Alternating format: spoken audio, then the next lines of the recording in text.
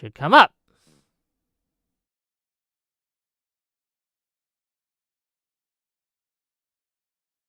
Says I'm live now on YouTube.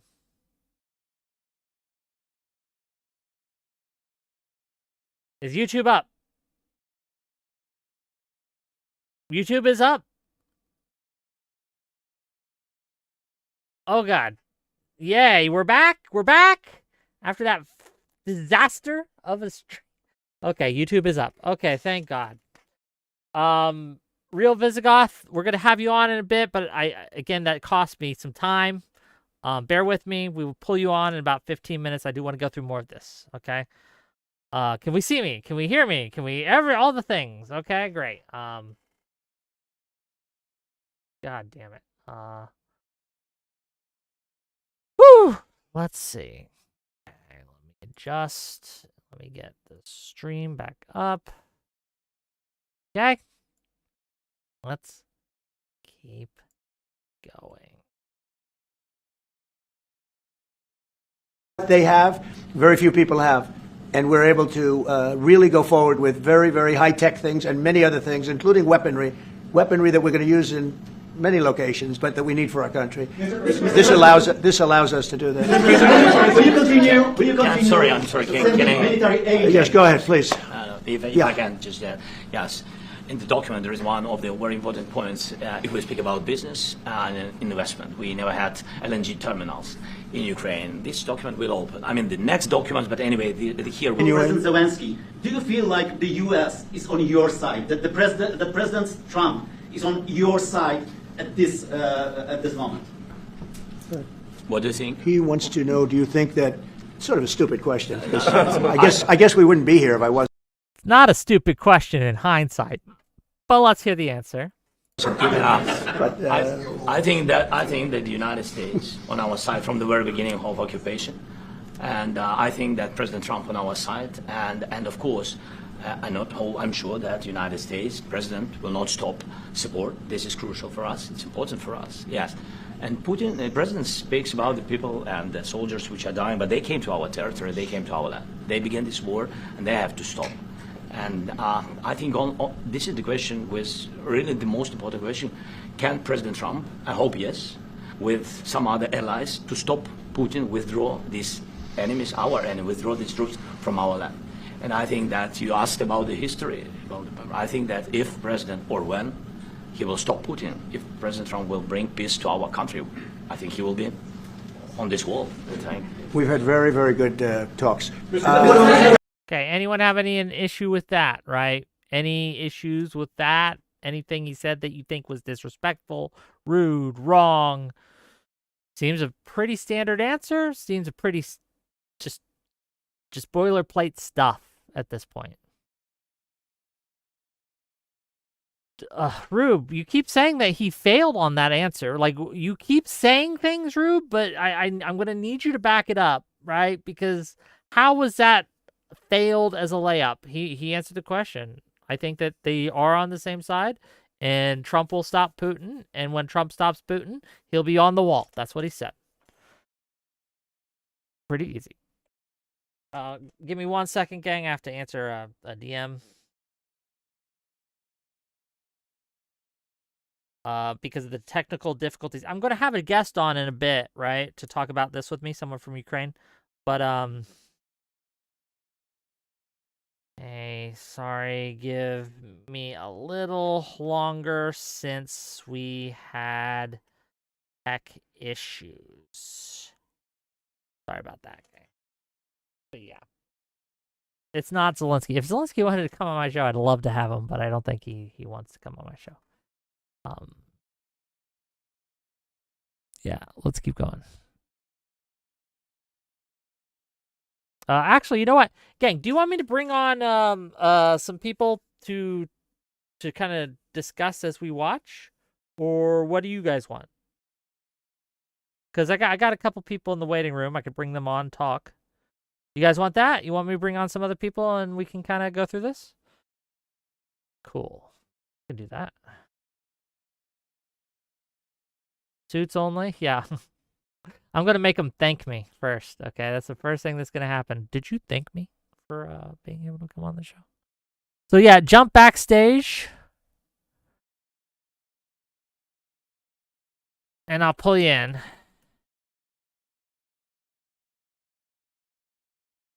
Cool, cool.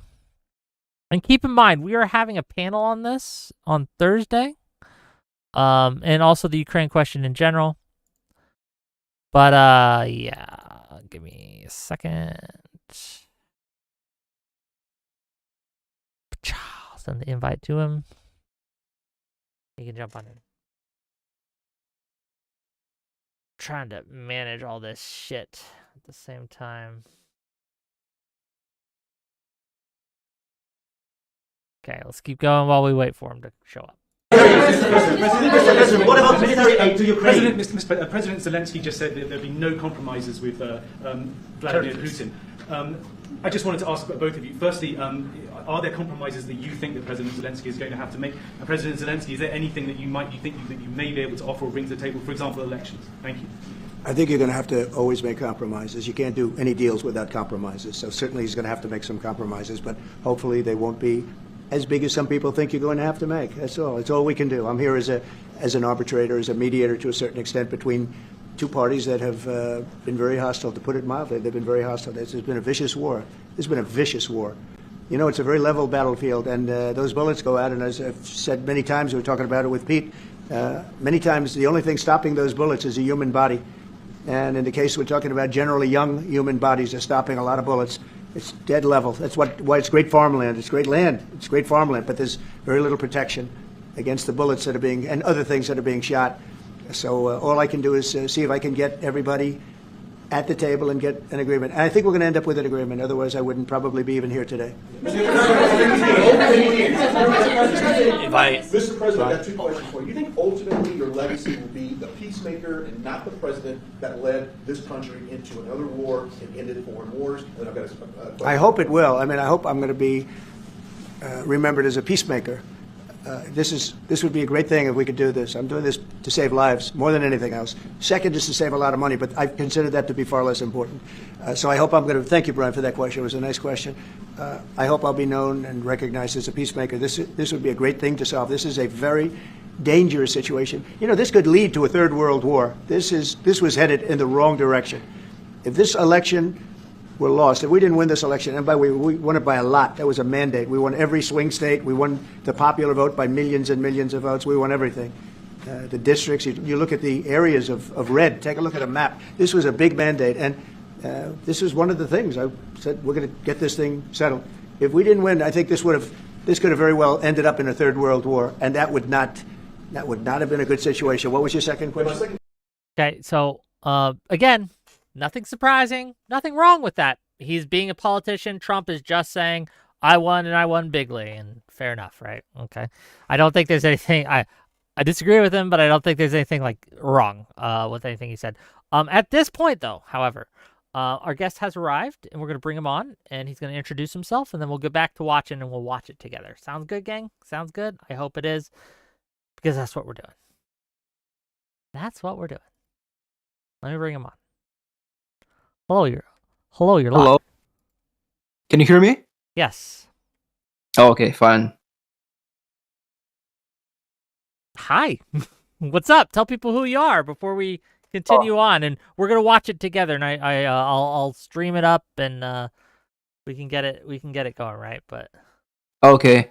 So hello, I'm Vincent. I'm Ukrainian, as you can hear by my accent, and I'm not too much of a content creator, but I have a YouTube where I stream sometimes. You can find it at Real Visigoth. It's spelled as RealVisigoth, Real Visigoth. So that's my YouTube and my Instagram and Twitter and Twitch. All of those are handles, but I'm mostly active on YouTube. Link is in the YouTube description, so if you want to find him, I got a link to his YouTube channel. You can click it and you can check him out. Do you got a camera for us today? Oh, yeah. Can you not? Oh, okay. Hey. Good. We can see you. So let me just check the screen and make sure everyone else can see us. Looks like it. So if you click on that watch stream button, right, that you should see in the Discord, do you see it? You click on that, and you should be able to tune in. Here. Yeah, in the Okay. Discord. Do you see? So we're gonna watch and follow along together. Is that cool? Yeah. I hope it is. 'Cause Yeah. That's what we're doing. Okay. Yeah. Let me check if I can hear the sound. Can you play it? Give me a second. People are saying that my voice is a little lower than everyone else's, so let me adjust the volume. Okay. Can you hear it? No. Yeah. Can you? Is it a way to make it louder? On your end, yes, but not on mine. You have problems. A lot of Americans. Oh, on my. Oh, okay. Yeah. I'll pause till you figure it out. Should be better now. Okay. And yeah, if you guys have trouble hearing or whatever, let me know. Really? I don't have such. I will wear a costume after this war will finish. So Zelenskyy here was just asked whether or not he would wear a suit. Why isn't he wearing a suit? Does he own a suit? And his answer is, I will wear a costume when the war is finished. Do you have any comments on Zelenskyy's suit wearing that you want to, or lack of suit wearing that you want to comment on here, my friend? Not really. I think it's a pretty good sign of how showing that the war is not over, because I think especially in the United States, until this, even I would say a couple months ago, you could meet people who were still asking like, "Hey, is the war still going on?" And I think it's a good sign to show that the war is still going on and he is a president at war. I think it's a good way to show it. Okay. Yeah, I know this has been a big issue apparently for some people, right? Some people are like, that's very disrespectful that he didn't wear a suit. He really should have worn a suit. Why didn't he wear a suit? And again, Trump asked him when he arrived, right? And when they were shaking hands as they were coming in, I see you all dressed up today, which was, again, kind of a dig at him for not wearing a suit. But here's the deal, right? You can like it or you cannot like it, but Zelenskyy has dressed like this since the war began, and he does it for a very specific purpose. He does it to show solidarity to the men and women who are fighting on the front lines in Ukraine, to show that there is combat going on, that things are not as they are normally. I just don't see this as a sign of disrespect. I don't see it as a sign of not taking things seriously. We have Saudi princes that don't wear suits. Remember Elon Musk? Yeah, like Saudi princes. We have people from other countries all the time that don't wear suits, and it's never an issue. But for whatever reason, it is now. And again, we'll get to it, but I think a lot of this umbrage taking that is going on is from people who don't really have any serious issues with what Zelensky's doing. Well, let me put it this way. Zelenskyy could have stayed silent the entire time, nodded along, let everyone say exactly whatever they were going to say about him and to him, worn a suit. He could have done all of that.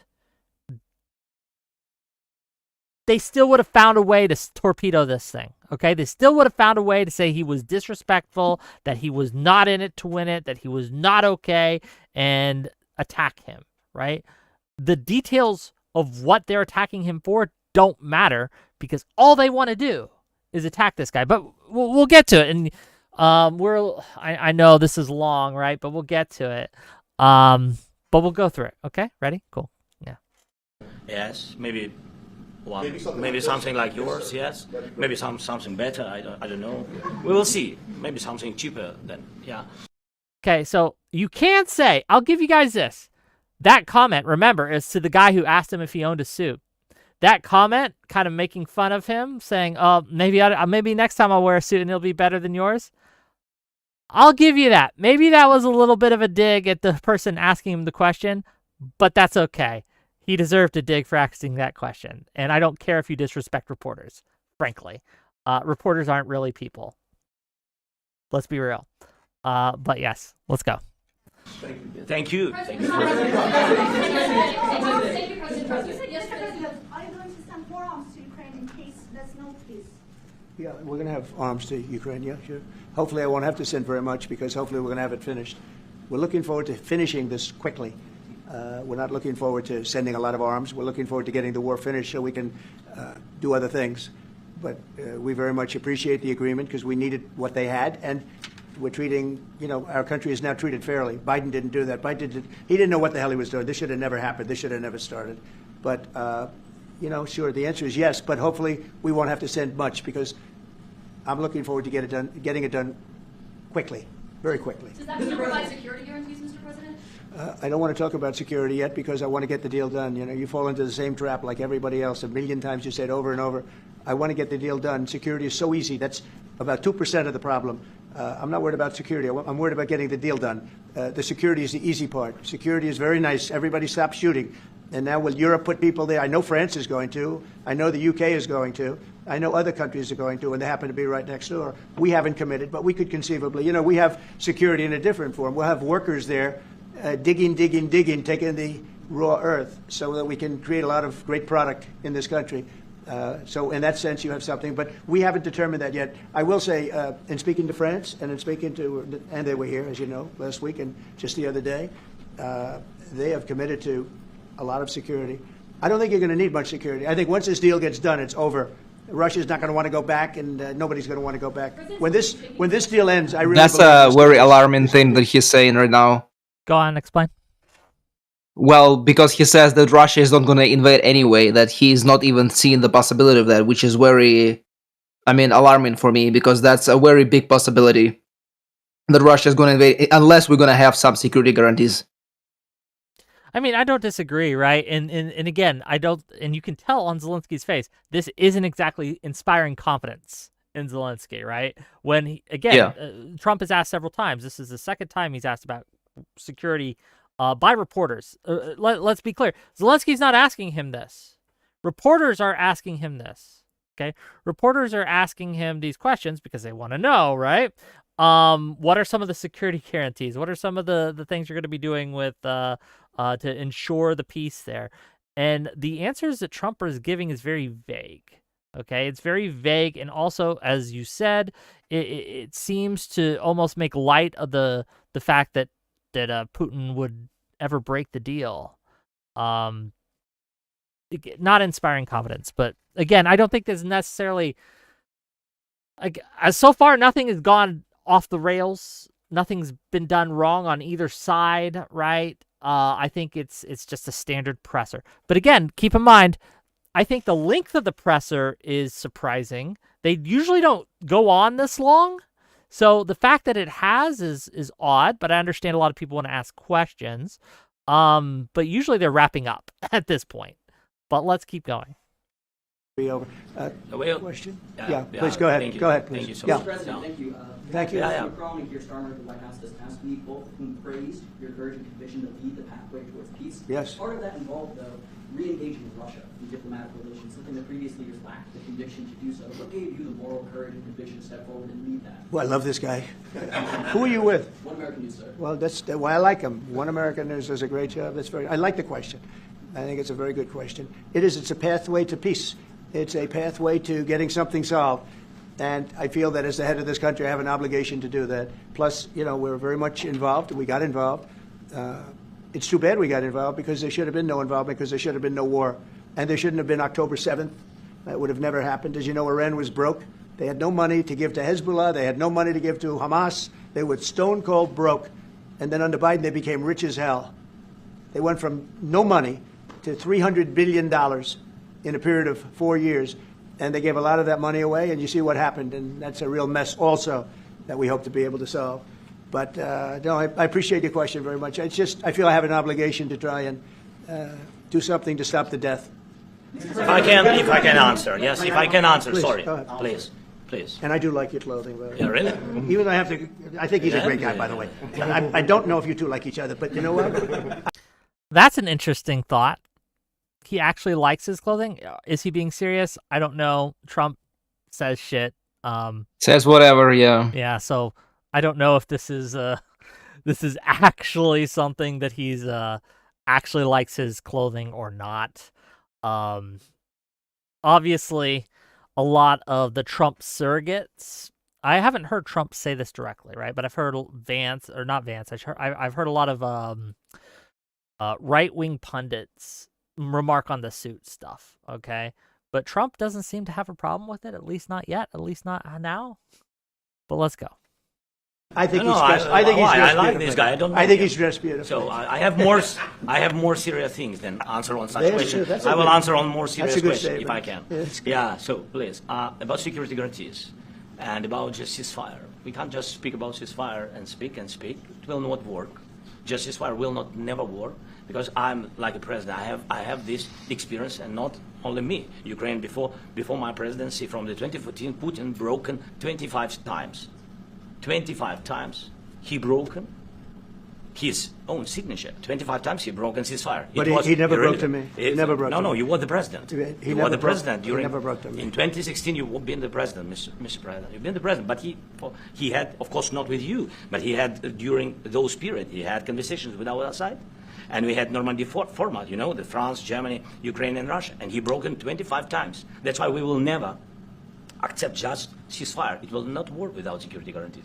Security guarantees, maybe President is right about this document and other, but this document is not enough. Strong army is enough because his soldiers afraid, Putin's soldiers afraid of our soldiers when we're strong enough. If we are not strong enough, if we are empty, if our storage is empty, we can't defend our land. Today, you know, he knows that we have, all the world knows that we have meeting, yes? Why he's using ballistic? Putin today using ballistic on our hospitals, schools, and etc. Ballistic. So he knows that we are here and that President Trump is really have goodwill to stop this war. And you hear now the president. So why he's using? So he doesn't want to stop. He doesn't want. But I hope that we will do it. Really, we'll do it. Security. When we speak about security guarantees, when the Europeans are ready for contingents, they need USA backstop. If there will not be United States, we will not never have any contingents, strong contingents from the Europeans, because they don't want to divide alliance connection between the United States, the main and strongest ally, and Europeans. And this is crucial. This is important. That's what we want to speak about very much. This is very important. And they are defense. So, air. Yes, keep in mind this is all coming in the context of the question that was asked, right? Again, the questions are asking about peace, security guarantees, all these things, right? Trump answered the question, and then Zelenskyy said, "Can I answer the question?" Trump allowed him to answer the question, and this is his answer to the question. He points out that the ceasefire isn't enough. He doesn't trust the ceasefire. He's pointing out why he doesn't trust the ceasefire is because Putin has never kept his word on these things, and he's broken it 25 times. You can say that it was, what's the word?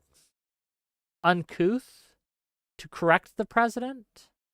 President Trump specifically, but I don't think it was. I don't think it's rude. Macron did that basically. Remember, if you remember the conference between Macron and Trump that happened earlier in the week, Macron corrected Trump during the press conference as well. This isn't new. This isn't different. It's just part of the presser. It's part of what happens when there's a small disagreement. But he doesn't make a big deal of it, and they keep going. Defense, really, we have big deficit with all these systems, and we need to provide this. We need it very much.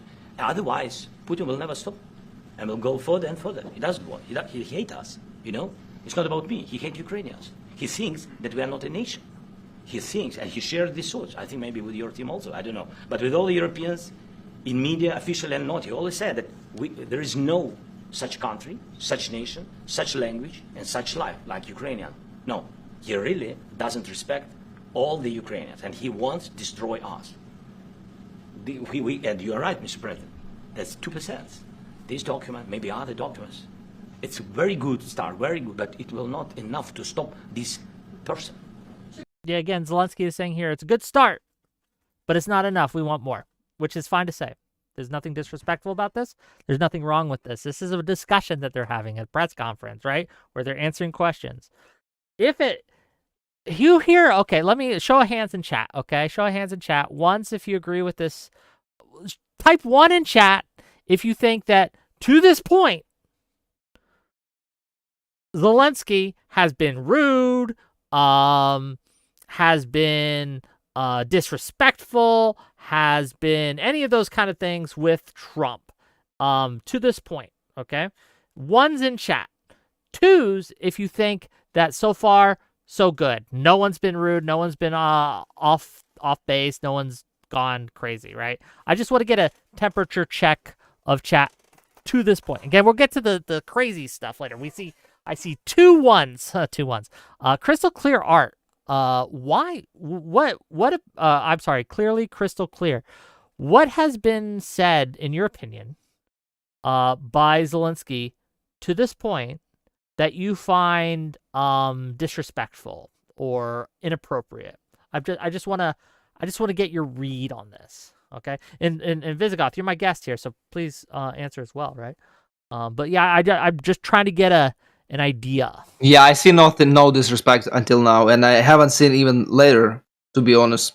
Yeah, well, we'll get to later, right? But later it goes off the rails, and we can get to that point. But so clearly crystal clear says it's more in the body language. So you think the body language shows disrespect? What specifically about the body language, in your opinion, is showing disrespect? Just help me understand. I feel like that's too petty. Arguing about the body language, that's too much. Well, I want to hear her opinion, okay? I'm very curious. I'm trying to learn, right? What about the shoulder raising, the eyes kind of rolling, etc.? Okay.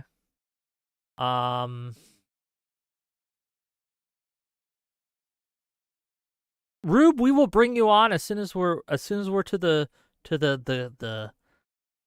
crazy stuff, okay? But right now we're talking to Visigoth, okay? And Visigoth will stay on for that too, but I'd be curious to hear your opinions. But okay, so just so I'm clear, so in your opinion, crystal clear, clearly crystal clear that so far it's just the body language that he's been doing.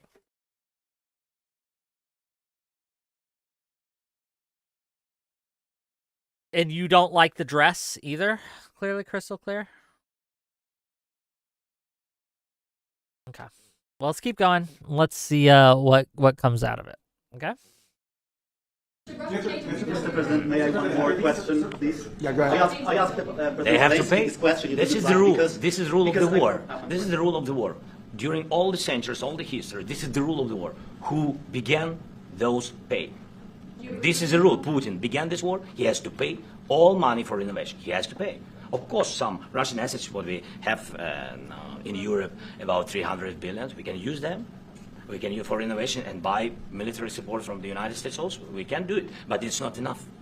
It's not enough. President, I asked this question that you didn't like because I wanted to know. Go ahead, please. Wait 1 second. I asked this question that you didn't like because I wanted to know if you want to position yourself in the middle between Russia and Yes, Ukraine, I or do. on the Ukraine side. No, I'm in the middle. I want to solve this thing. I'm for both. I want to get it solved, and it's wonderful to speak badly about somebody else, but I want to get it solved. If we can solve it, great. If we can't solve it, they're going to have to fight it out, and who knows what's going to happen. But I want to see it get solved. May I follow up? One more question about U.S. troops in Europe. After Russian invasion of Ukraine, your predecessor sent additional troops to Eastern Europe, including Poland, my country. Yeah. Are you committed to keeping these troops on the eastern flank of NATO in the future? I'm very committed to Poland. I think Poland has really stepped up and done a great job for NATO. They, as you know, they paid more than they had to.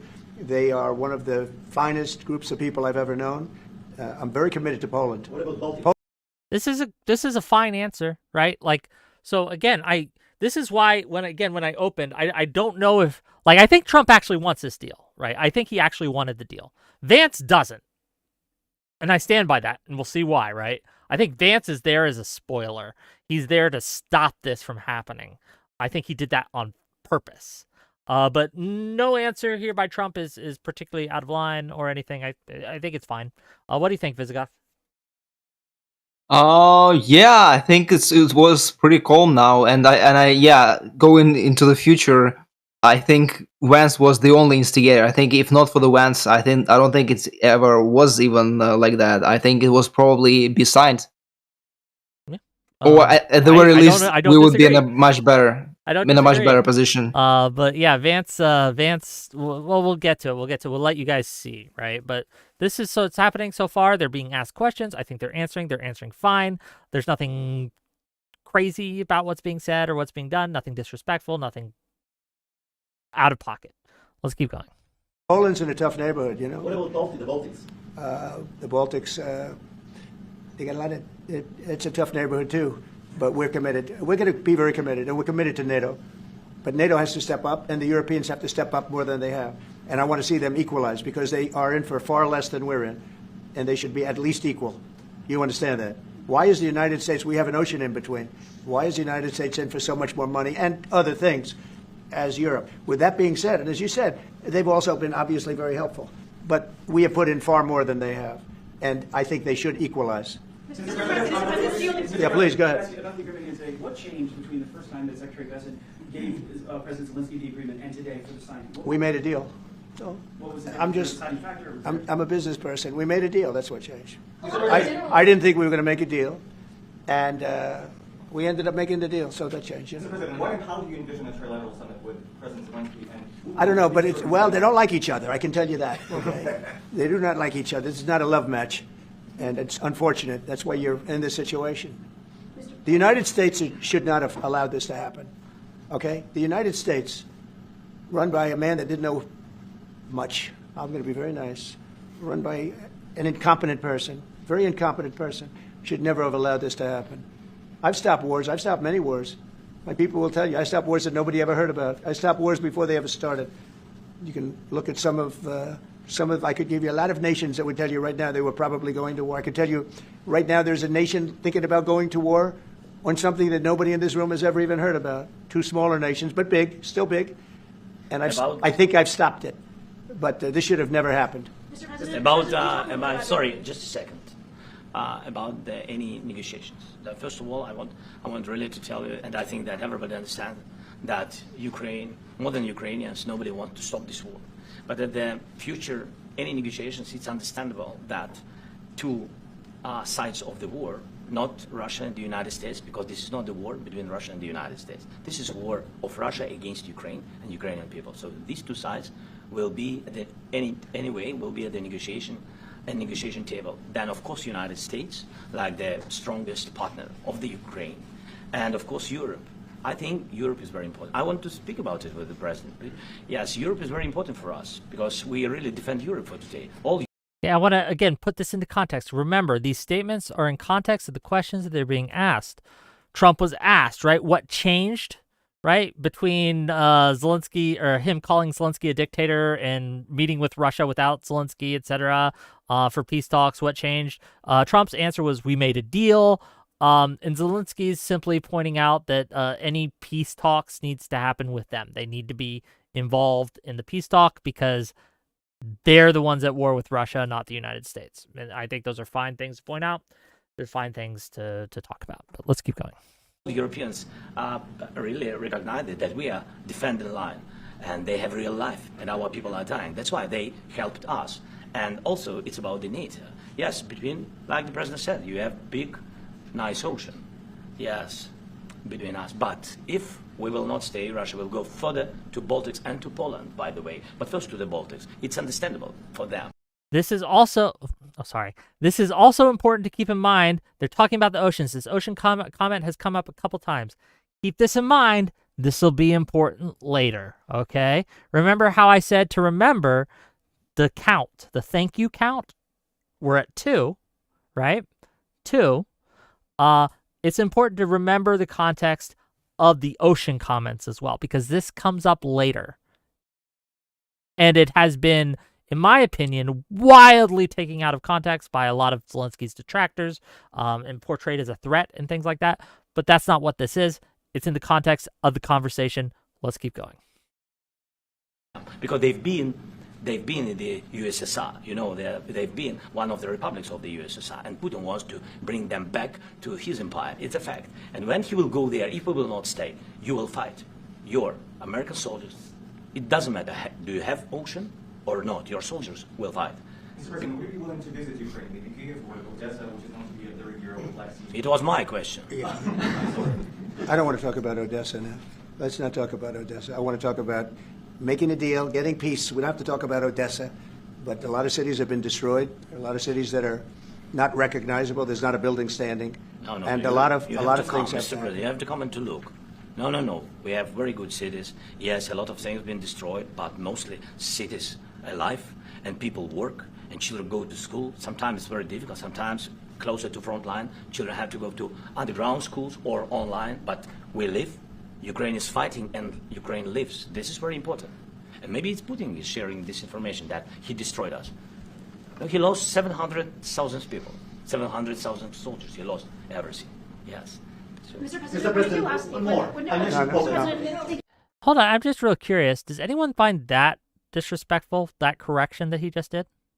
He did correct Trump here, right? He did correct saying, hey, no, we're not destroyed. We're still alive. We still go to work. We still go to school. We still live. We still have fun. We are still here. Is that disrespectful? Rube says yes. Does anyone else agree with that? Crystal Clear says yes a bit. Levi says no, it's fine. Dr. Gon says no, it's a discussion. I don't see this as disrespectful at all. Like what I'm trying to do is put myself into the position of someone who would, right? Like, I don't know. If I'm having a conversation right in front of people, right, and we're all taking questions and it's an open thing, right, which this seems to be, I don't think it's untowards. Like if Visigoth, like if I said something incorrect about Ukraine, and Visigoth is like, hey, oh no, Wick, that's not actually what it was. It's actually this. I don't think that's disrespectful. What do you think, Visigoth? Yeah, I see no disrespect here. I agree with you. I mean, fair. Well, again, we'll get Rube on in a bit, right? And he will, but being correct is not a shield for being disrespectful. Okay, but this isn't disrespectful. But $2 from Jeff Lewis for a better like Trump. It's all disrespectful. Thank you for the $2. Roland Stott says, if you want to know the position of someone that would, the point was to sign the mineral deal. To argue for additional conditions after agreeing to terms is highly disrespectful, especially in open media. Do you think that's what he's doing here? I don't think I agree, but let's keep going.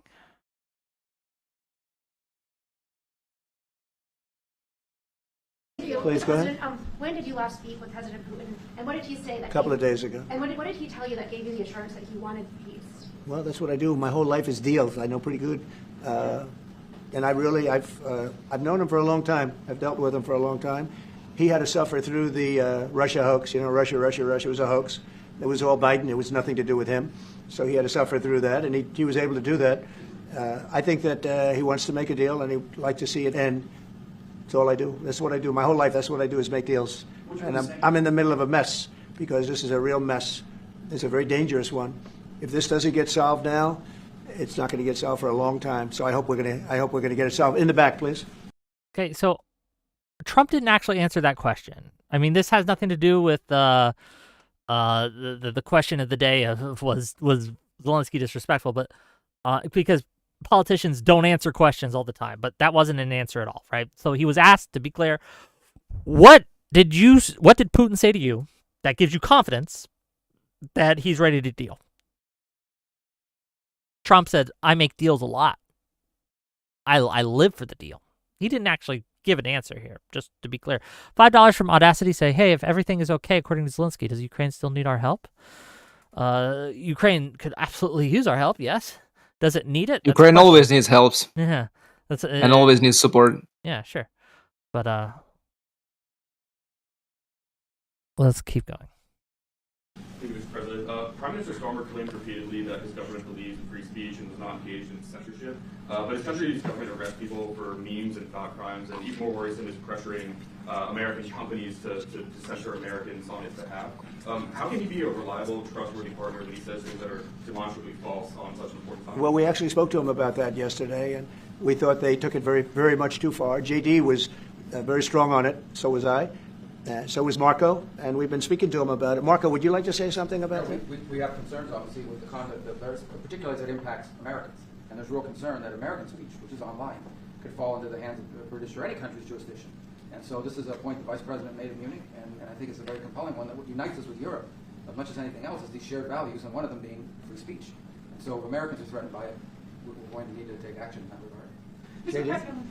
It's actually a very important question. We spoke about this in detail with the Prime Minister, the Foreign Secretary, and others at lunch yesterday, and I know that Secretary of Commerce Lutnick followed up in private meetings last night. This is really important. We believe Americans have the right to speak their mind, even if we in this room disagree with them. They have the right to speak their mind in the public square, which is often online these days, and we're going to defend that right as it pertains to American companies and American citizens vigorously if we have to. I do think that under the President's leadership, we're going to find common ground with our friends in the UK on this question, but it remains to be seen. The principle that will guide us is we believe in free speech in this country and we'll fight for it for American citizens. Mr. President, on the deal, is there any other oil and gas component to the deal? Is it all critical? A little bit. We'll see. On LNG? But we're not really looking for that so much. We got a lot. We have more than anybody in the world, by far. So, no, we're not talking about it too much, but a little bit. I think it affects also, but for the most part, no. And, sir, is there any agreement from Ukraine to purchase U.S. LNG as part of the deal? Or is that on the table at all? No, we don't need that. Okay, so just again to clarify what's happening here, they're being asked about the deal. What are the specifics of the deal? He's asked, is oil and gas a component? And it's not really. There's some of it, but it's not really. It's not the focus of the deal. The focus of the deal is for the rare earth minerals. That's important to keep in mind. I'm just adding context. There was a question about some of J.D. Vance's remarks to the European Union about speech laws. I don't think that's pertinent to the conversation that we're having now, right? But just to give everyone where we are, what we're talking about, etc. But let's keep going. I just wanted to ask you about, you just mentioned that you'd spoken to Vladimir Putin a couple of days ago. Just to be clear, that's a new call, not the one that you... I've spoken to him on numerous occasions. Okay. How was the latest call? What did you discuss? How did it go? Are you serious with that question? I am. I'd love to know. It went well. I think we're going to have a deal. On the minerals deal, Mr. President, some of those minerals are in the east of Ukraine, not far from the front lines, and in areas that Russia... Very good question. Thank you so much. Would you direct President Putin to withdraw his forces from those areas if there's U.S. interest? Well, we'll take a look at the time. We have a lot of area. It's a very big area we're talking about, so we'll take a look. I'll study that and I'll see. And who would protect those minerals if they are U.S. interests? Would that be Ukraine? They'll be protected. The agreement will protect them. The agreement, yeah, we're signing an agreement. You know? What if Russia tries to invade or there's Russian aggression in those spots? I just told you I don't think that's going to happen. And if that were going to happen, I wouldn't make a deal. If I thought that was going to happen, I wouldn't make a deal. Okay, this is such a... Bad vibes. It's low confidence answer. And what I mean by that is it gives me low confidence that anything is going to be done, right? What happens if Russia invades these areas, right? What happens? I think that's important to know. It's important to lay out. And the reason it's important to lay out is so that all parties and the public know the consequences for breaking the deal, for breaking the agreement. Trump is being very vague here. I'm not sure if he's being vague because they don't know, right? Or if he's being vague because he's scared to say, or I just don't know why he's being vague here. But being vague here is not what we need to do. And if you are going to be vague, you need to be vague in a very strong way, right? Not that, well, I just don't think he'll break it. Say, any party who breaks this deal will face consequences. And that's really all you need. It's simple. And he failed to do this very simple thing. But let's keep going. You know, they ought to focus on CNN on survival, not asking me these ridiculous questions. Focus on surviving, because CNN's got such low ratings, I don't think they're going to survive. Let's go. Yeah, please, go ahead. Since I already mentioned Poland. Poland was under Russian control for decades after the Second World War. When I was a kid, I looked at the United States not only as a most powerful country, richest country in the world, the country that has great music, great movies, great muscle cars, but also as a force for good. And now I'm talking with my friends in Poland, and they are worried that you align yourself too much with Putin. What's your message for them? Well, if I didn't align myself with both of them, you'd never have a deal. You want me to say really terrible things about Putin and then say, Hi, Vladimir, how are we doing on the deal? It doesn't work that way. I'm not aligned with Putin. I'm not aligned with anybody. I'm aligned with the United States of America. And for the good of the world, I'm aligned with the world. And I want to get this thing over with. You see the hatred he's got for Putin. It's very tough for me to make a deal with that kind of hate. He's got tremendous hatred. And I understand that, but I can tell you the other side isn't exactly in love with, him either. So it's not a question of alignment. I'm aligned with the world. I want to get the thing set. I'm aligned with Europe. I want to see if we can get this thing done. You want me to be tough? I could be tougher than any human being you've ever seen. I'd be so tough. But you're never going to get a deal that way. So that's the way it goes. All right, one more question. Yeah, please. Hey, I want to respond to this. So look. Okay, keep in mind, Vance is interjecting. He is interjecting, okay, which is fine on its face. But he was not asked this question. Trump was asked this question. But Vance wants to make a point here, okay? He wants to come in, jump in, and have his say, which is fine. It's not something normally that is done by vice presidents in these things, but this is what he wants to do. Let's keep going. Let's see what he has to say. For 4 years in the United States of America, we had a president who stood up at press conferences and talked tough about Vladimir Putin, and then Putin invaded Ukraine and destroyed a significant chunk of the country. The path to peace and the path to prosperity is maybe engaging in diplomacy. We tried the pathway of Joe Biden of thumping our chest and pretending that the President of the United States' words mattered more than the President of the United States' actions. What makes America a good country is America engaging in diplomacy. That's what President Trump is doing. Can I ask you? Sure. Yeah. Okay. So, first of all, $5 for running joke. Vance was talking to the reporter. Why does Zelenskyy ask Vance a question? Because, again, Vance interjected. He opened up interjections. So Zelenskyy wants to interject and ask Vance a question, which I think is totally fine. To be clear, Vance, this isn't what I think was the instigation here. Vance, that answer, right, that he gave, nothing wrong with it. I think it's wrong, but there's nothing untowards, right? There's nothing untowards, okay? Zelenskyy asked a question. Let's hear what he has to say. Done? Yeah. Okay. So he occupied our parts, big parts of Ukraine, part of East and Crimea. So he occupied it on 2014. So during a lot of years, so I'm not speaking about just Biden, but those time was Obama, then President Trump, then President Biden, now the President Trump, and God bless, now President Trump will stop him. But during 2014, nobody stopped him. He just occupied and took. He killed people. You know what the contact 2015. 2014. 2014. Well, 2014. Yeah. So I was not here. Yeah, but, That's exactly right. Yes, but during 2014 till 2022, the situation the same. The people have been dying on the contact line. Nobody stopped him. You know that we had conversations with him, a lot of conversation, my bilateral conversation, and we signed with him. Me, like a new president in 2019, I signed with him the deal. I signed with him, Macron and Merkel. We signed ceasefire. All of them told me that he will never go. We signed him with gas contract. Yes, but after that, he broken the ceasefire. He killed our people, and he didn't exchange prisoners. We signed the exchange of prisoners, but he didn't do it.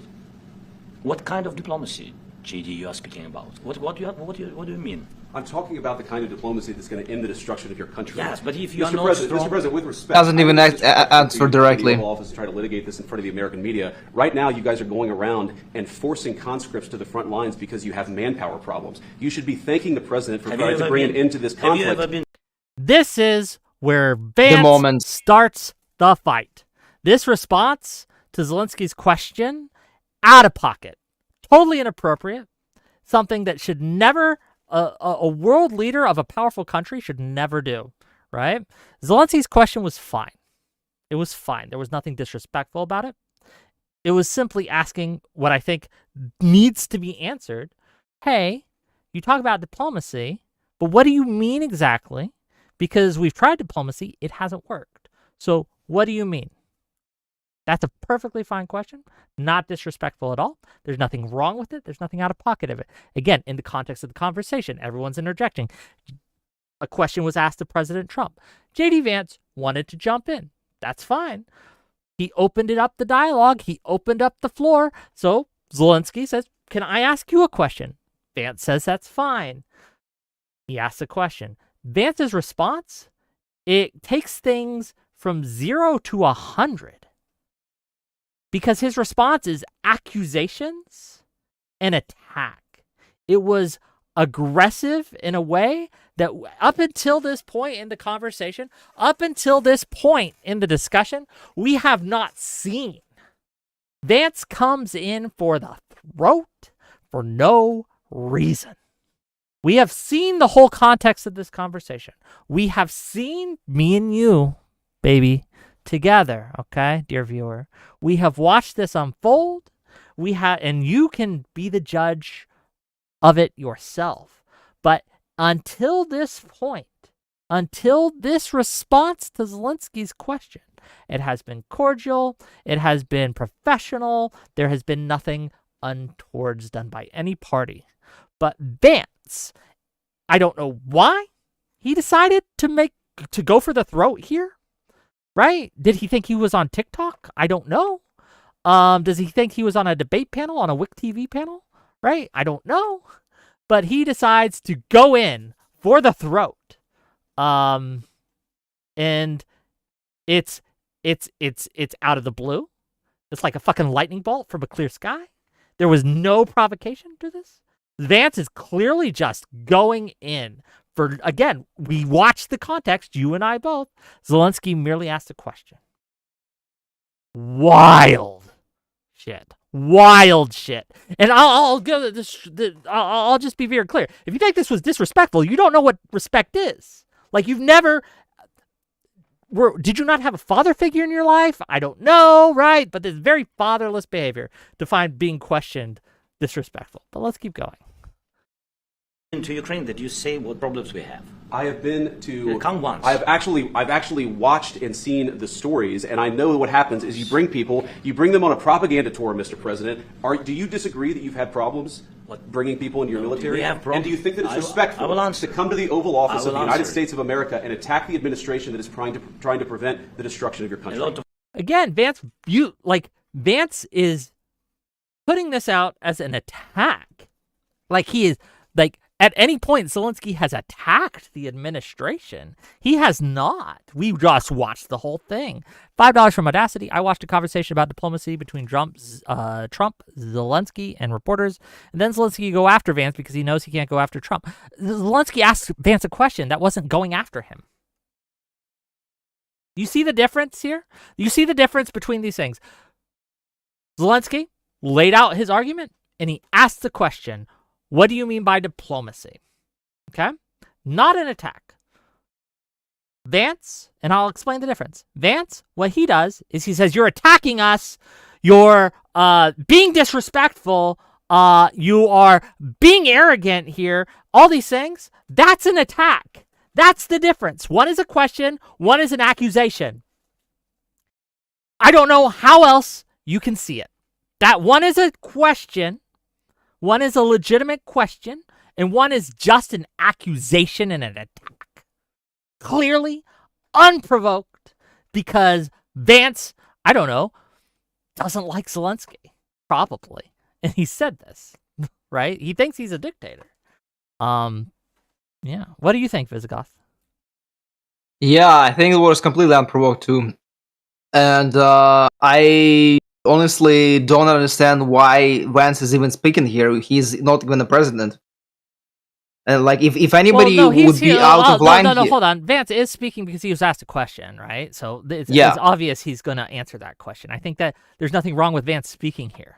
But yeah, it's the way he's speaking that's the problem. But go on. But in the way that he like, if there was a person who went out of line here, it's definitely not Zelenskyy. Zelenskyy is also, even further, when he's arguing, he's always very calm. And Vance is he's very loud when he's doing that. And he definitely was the one who was the first to attack Zelenskyy. And Zelenskyy, I wouldn't even say that Zelenskyy even fought back that hard. He was mostly very calm and didn't even raise his voice, unlike Vance and Trump. We'll go through it.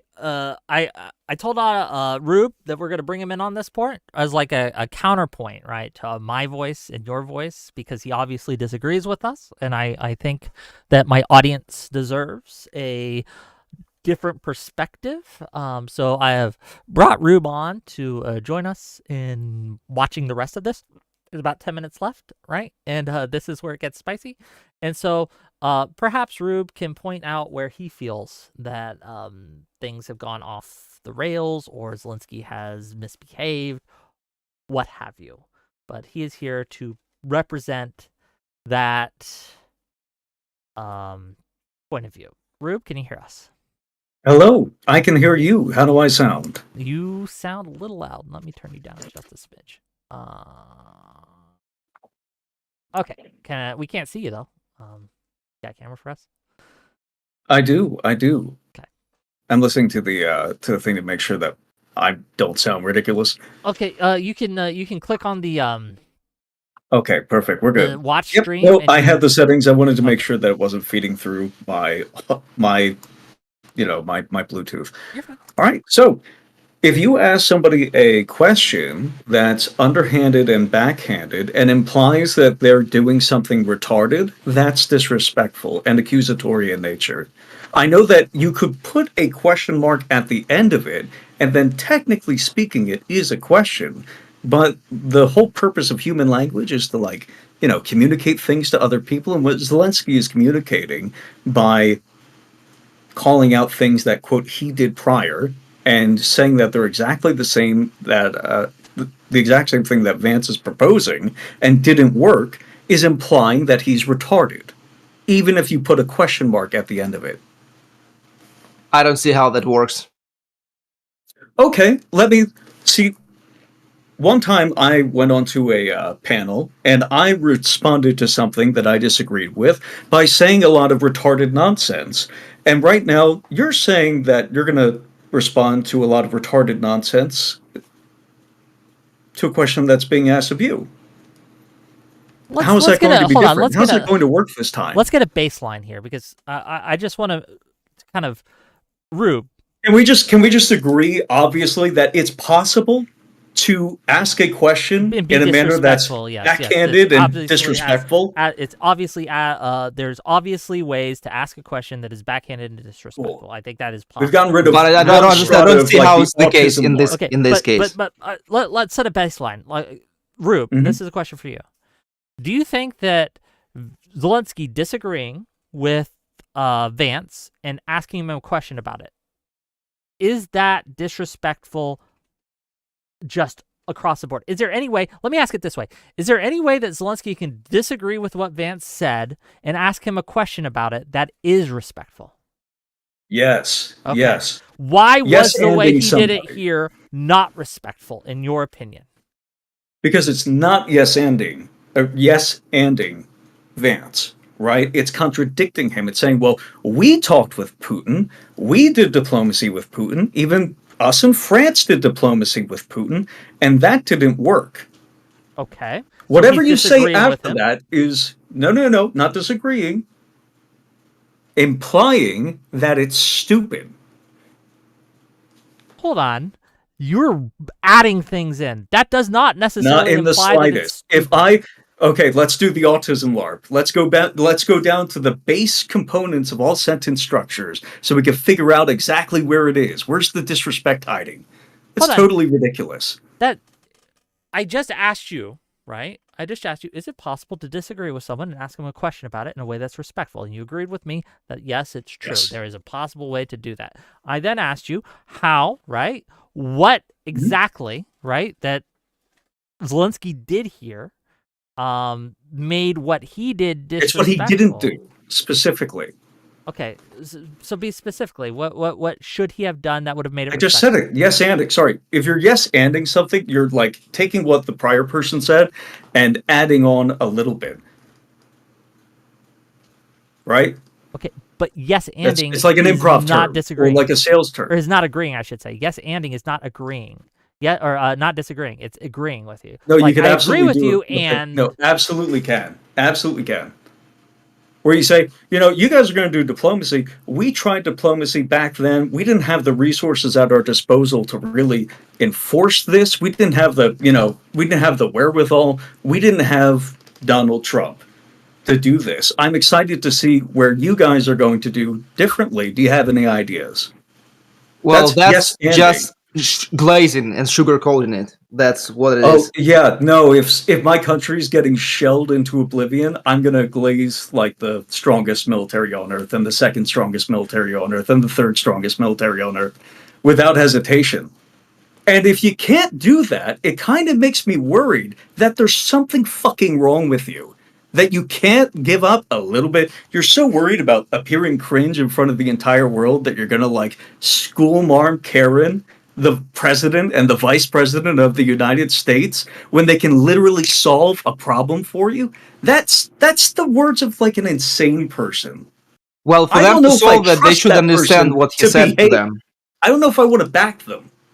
Like, I'm gonna be real with you, Robe. I'm struggling to see this. I don't see this. Yeah, at all no, in that's what's okay. happening. You could feign ignorance here. I'm not feigning ignorance. It's just unless.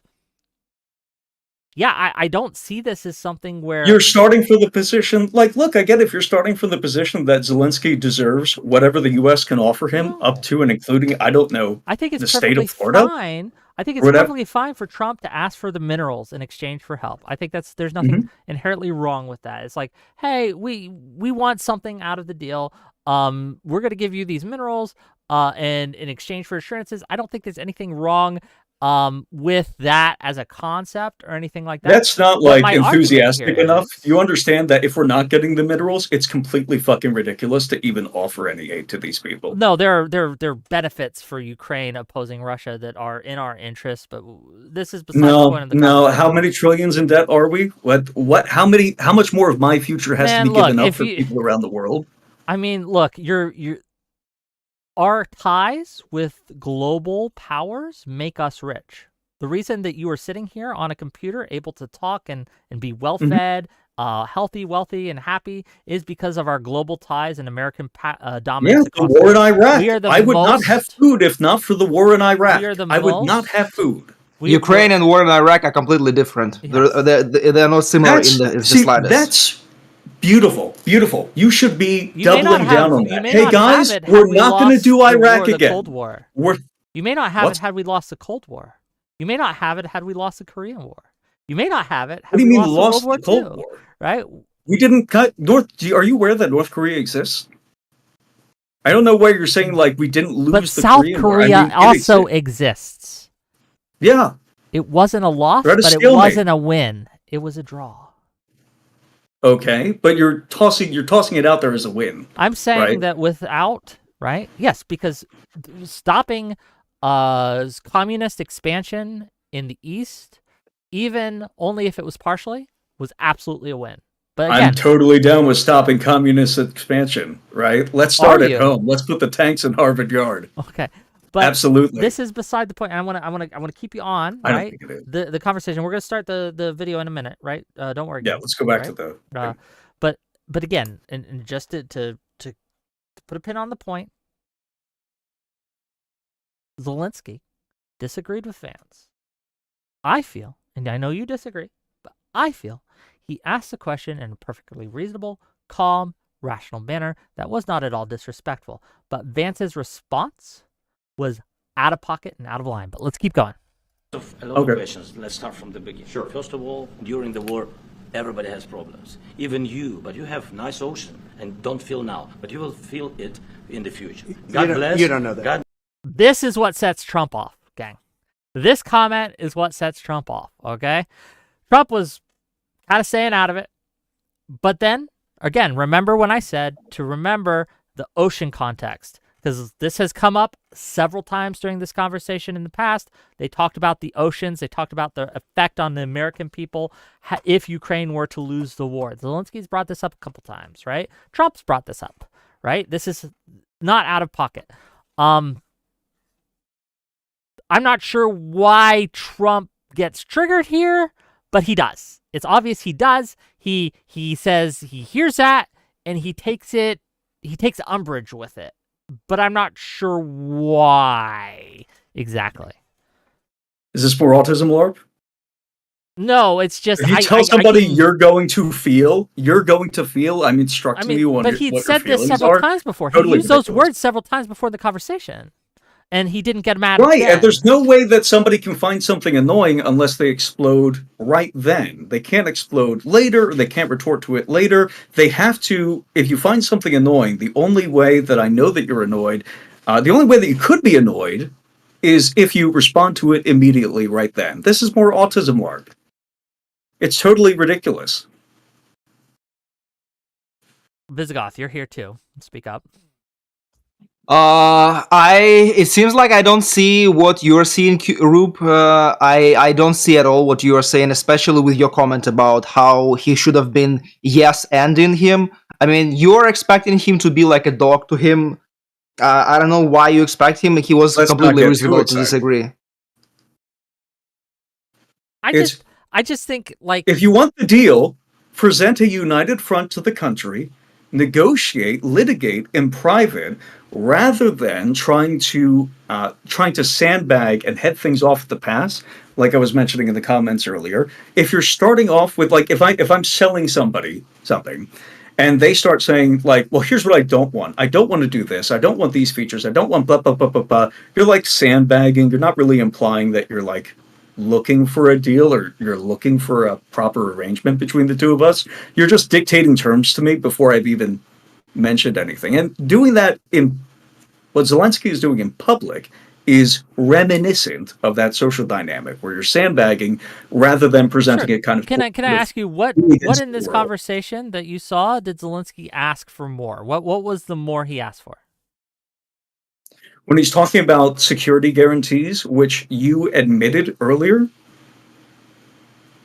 do you think that he's not as? Do you think that him asking for additional security guarantees? And that wasn't new. That wasn't more. That was. What do you mean it's not new? He's doing it during the conversation. He did it before the conversation. He's done it after the conversation. Everyone. He's knows doing it this. during. No. He's doing it during the conversation, which implies it's not. Hold on. Do you think this is the first time he brought up security guarantees? I did not say that at all.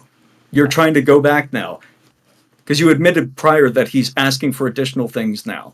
When I say asking for additional things, it's implied that they have some kind of agreement. Hold on, just real quick. $20 He's asking for an essential thing. It's not just an additional. It's an essential thing. What Zelenskyy is doing here isn't an ask. He's saying we want security. We need security guarantees, right? He doesn't ask for it in this specific agreement necessarily during this, but he's making it clear that this is the start. And he says this during the conversation. He says this clearly. He says this is the start. This deal that we're going to sign. Okay. It's the start. How do you want to distinguish that from tacking on or making additional requests during the conversation? So if he was going to be like, we're not going to sign this deal unless you do this, that would be asking for an additional thing. Okay, so unless he's giving an ultimatum, this is the bar. Unless he's giving an ultimatum, there is no possible way for him to make an ask during this conversation that he wants tacked on to the agreement. No, unless he says, I'm taking my ball and walking home, that he is not making any kind of additional ask. Look who's being autistic now.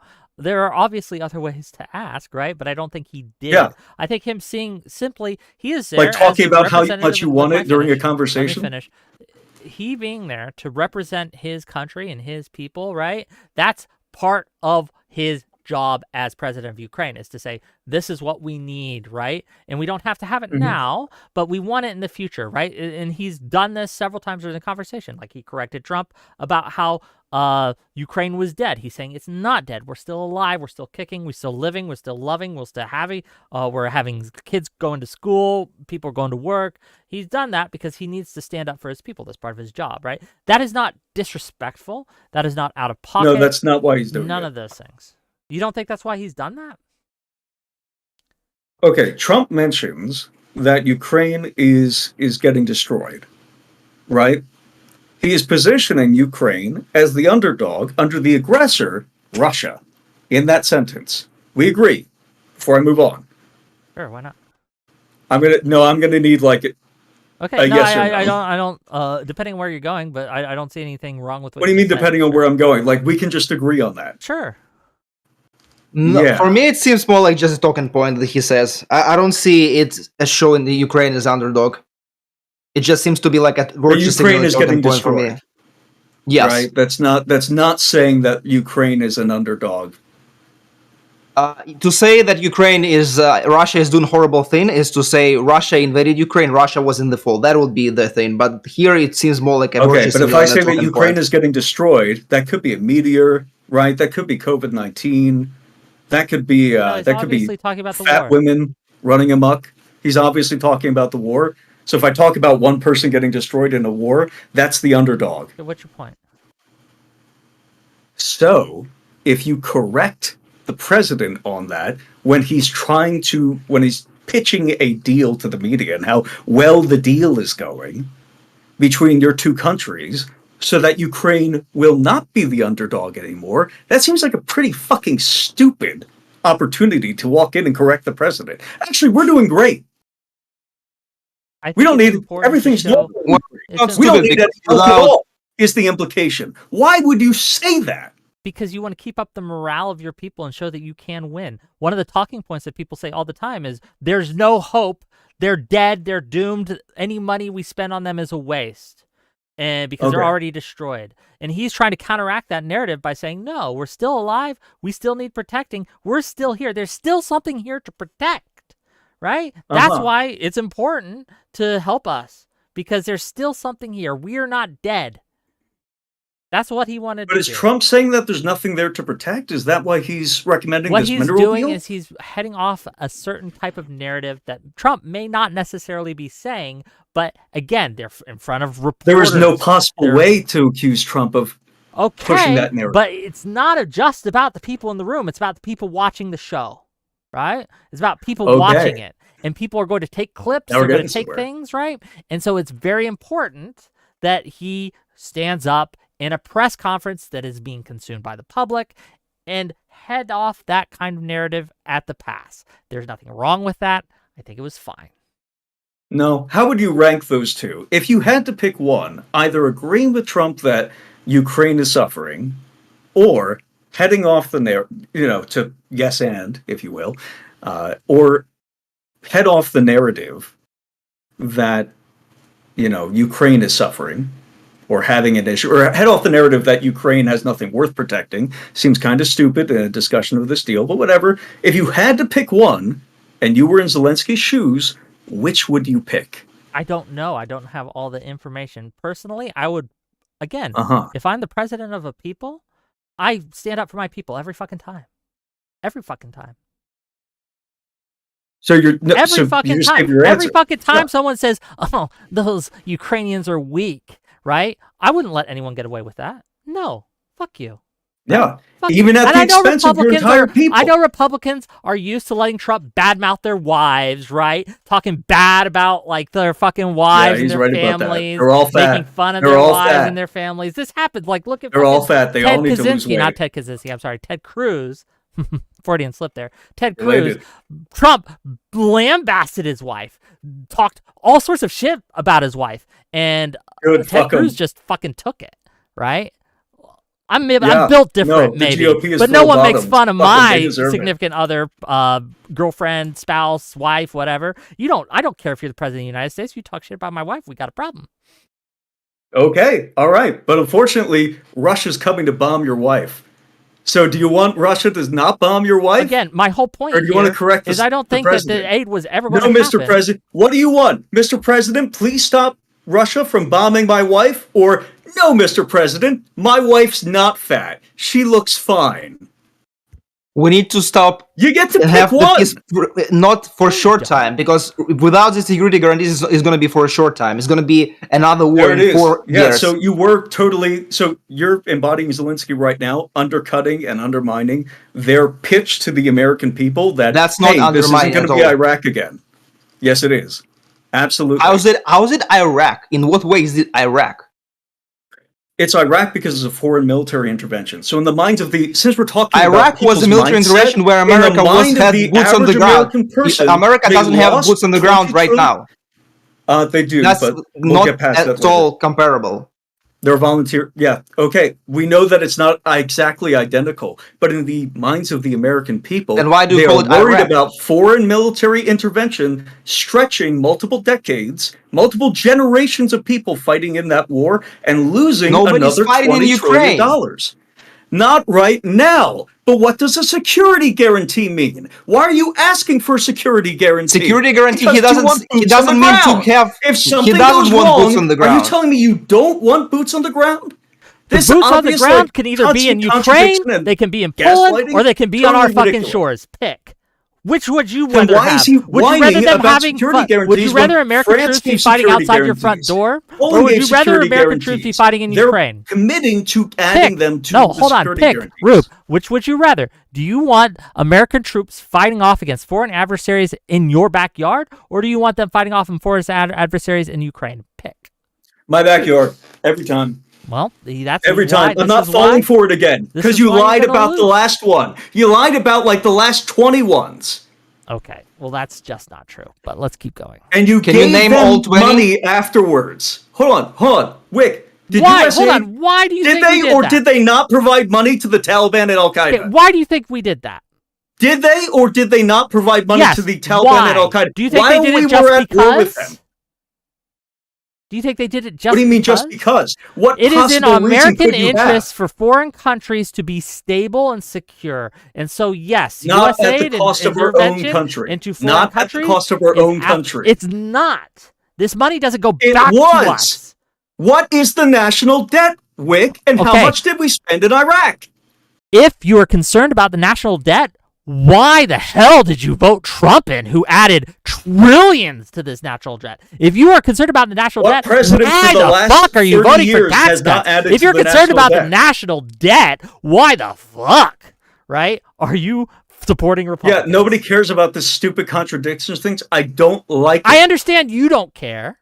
I get it, right? Because Okay, we so don't you think support you the care work of about the Doge national then. debt. We could go back and We forth don't. on this all And night the question long. becomes, You support Doge. How You support much, Elon Musk. How much will it cost America if we let China take over influence from us? What will be the cost?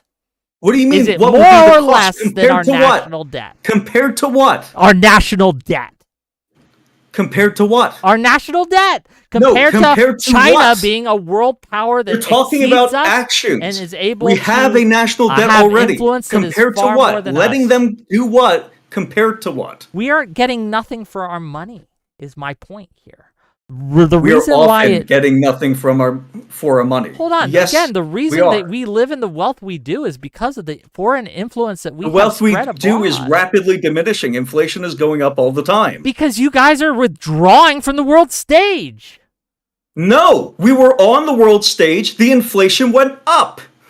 The inflation's still going up, brother. We're still on the world stage. Isn't that a COVID inflation? Yeah, that was a COVID inflation. It has nothing to do with us being in the world stage, right? But Okay, so there was no price differences between fucking the 1990s and 2016. This is so, it's just constant gaslighting. Let's keep going. Going you're off just on random wrong, though. tangents. Like, I'm not gonna, It's very simple. We will support.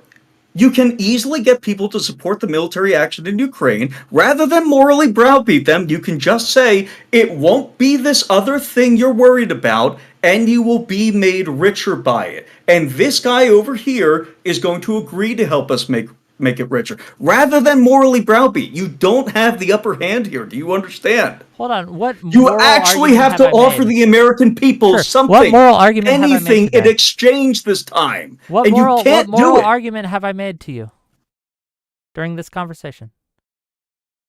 You were talking about the world stage. Yes, that's not a moral argument. Yeah. That no, is 100% a is pragma- because you're not. Hold on. No, if No, you're it's not not. pointing, if you are I've- not pointing, again, my argument is if you are that not your wealth- pointing to a direct financial benefit, Yes, I then am. you are The appealing. reason why you get cheap prices on food, goods, etc., is because of our relationship in the world by our protecting trade routes so that they aren't constantly being bombarded and skyrocketing costs up, our ability to put pressure on other countries to give us good trade deals. These are all things that make you more wealthy. I don't think that last one is a consequence of bombing Iraq. I agree that it's good to be able to, Let's keep engage You in just good don't trade get it. deals. I get it, but let's keep going. No, I agree with you. Don't tell us what we're going to feel. We're trying to solve a problem. Don't tell us what we're going to feel. I'm not telling you. Because I'm you're in no answering on position this to question. dictate that. That's Remember exactly this. what I'm not You're in dictating. no position to dictate what we're going to feel. We're going to feel very you will good. Feel influence. We're going to feel very I'm good and telling very you, strong. You will feel influence. You're right now Very not in a very good disrespectful. position. What is disrespectful about him? Well, about What are you this talking exchange? about? About Don't this tell exchange. people what they're going to feel in the exchange. That's fucking retarded. That's gross. Why are He's you talking telling about somebody what they're going to influence. feel? He's saying if this happens, there will be you will feel the results of it. You will He's not feel. You will wrong. feel. No, that's a completely asinine. How? How's it Totally asinine? asinine. But, okay. How? We're not going to agree on it. I'm not going to explain. Let's keep going. Okay. You've allowed From the yourself very- to be in a from very the very bad position, beginning and he of the happens war. to be right about From the it. very beginning of the war. You're not Mr. in a Brown, good position. I You don't was have in the cards right now.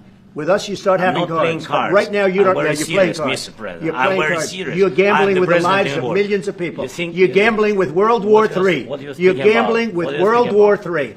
And what you're doing is very disrespectful to the country, this country. It's with back all to you. respect to your Far country. more than a lot of people said I'm wearing they respect. should have. Have you said thank you once? A lot of entire meeting? times. No, in this Even entire meeting, today. you said thank Even you. today. You went to Pennsylvania and campaigned for the opposition in October. Off.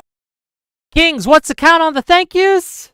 What are we up to? 3? I think it was like 2 or 3. 2 or 3, something like that. Again, Vance is Oh, just don't sell fucking him wrong short. here. It's wild.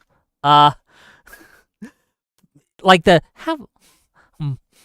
Oh, Mr. Zelenskyy, you should have had said please and thank you. He did. He said thank you several times during this conversation. He has said thank you, and extending it beyond this conversation, Zelenskyy has thanked America over and over and over and over and over for their support. It's this a wild thing for Vance to say. This is, again, further evidence that I think Vance is doing this on purpose.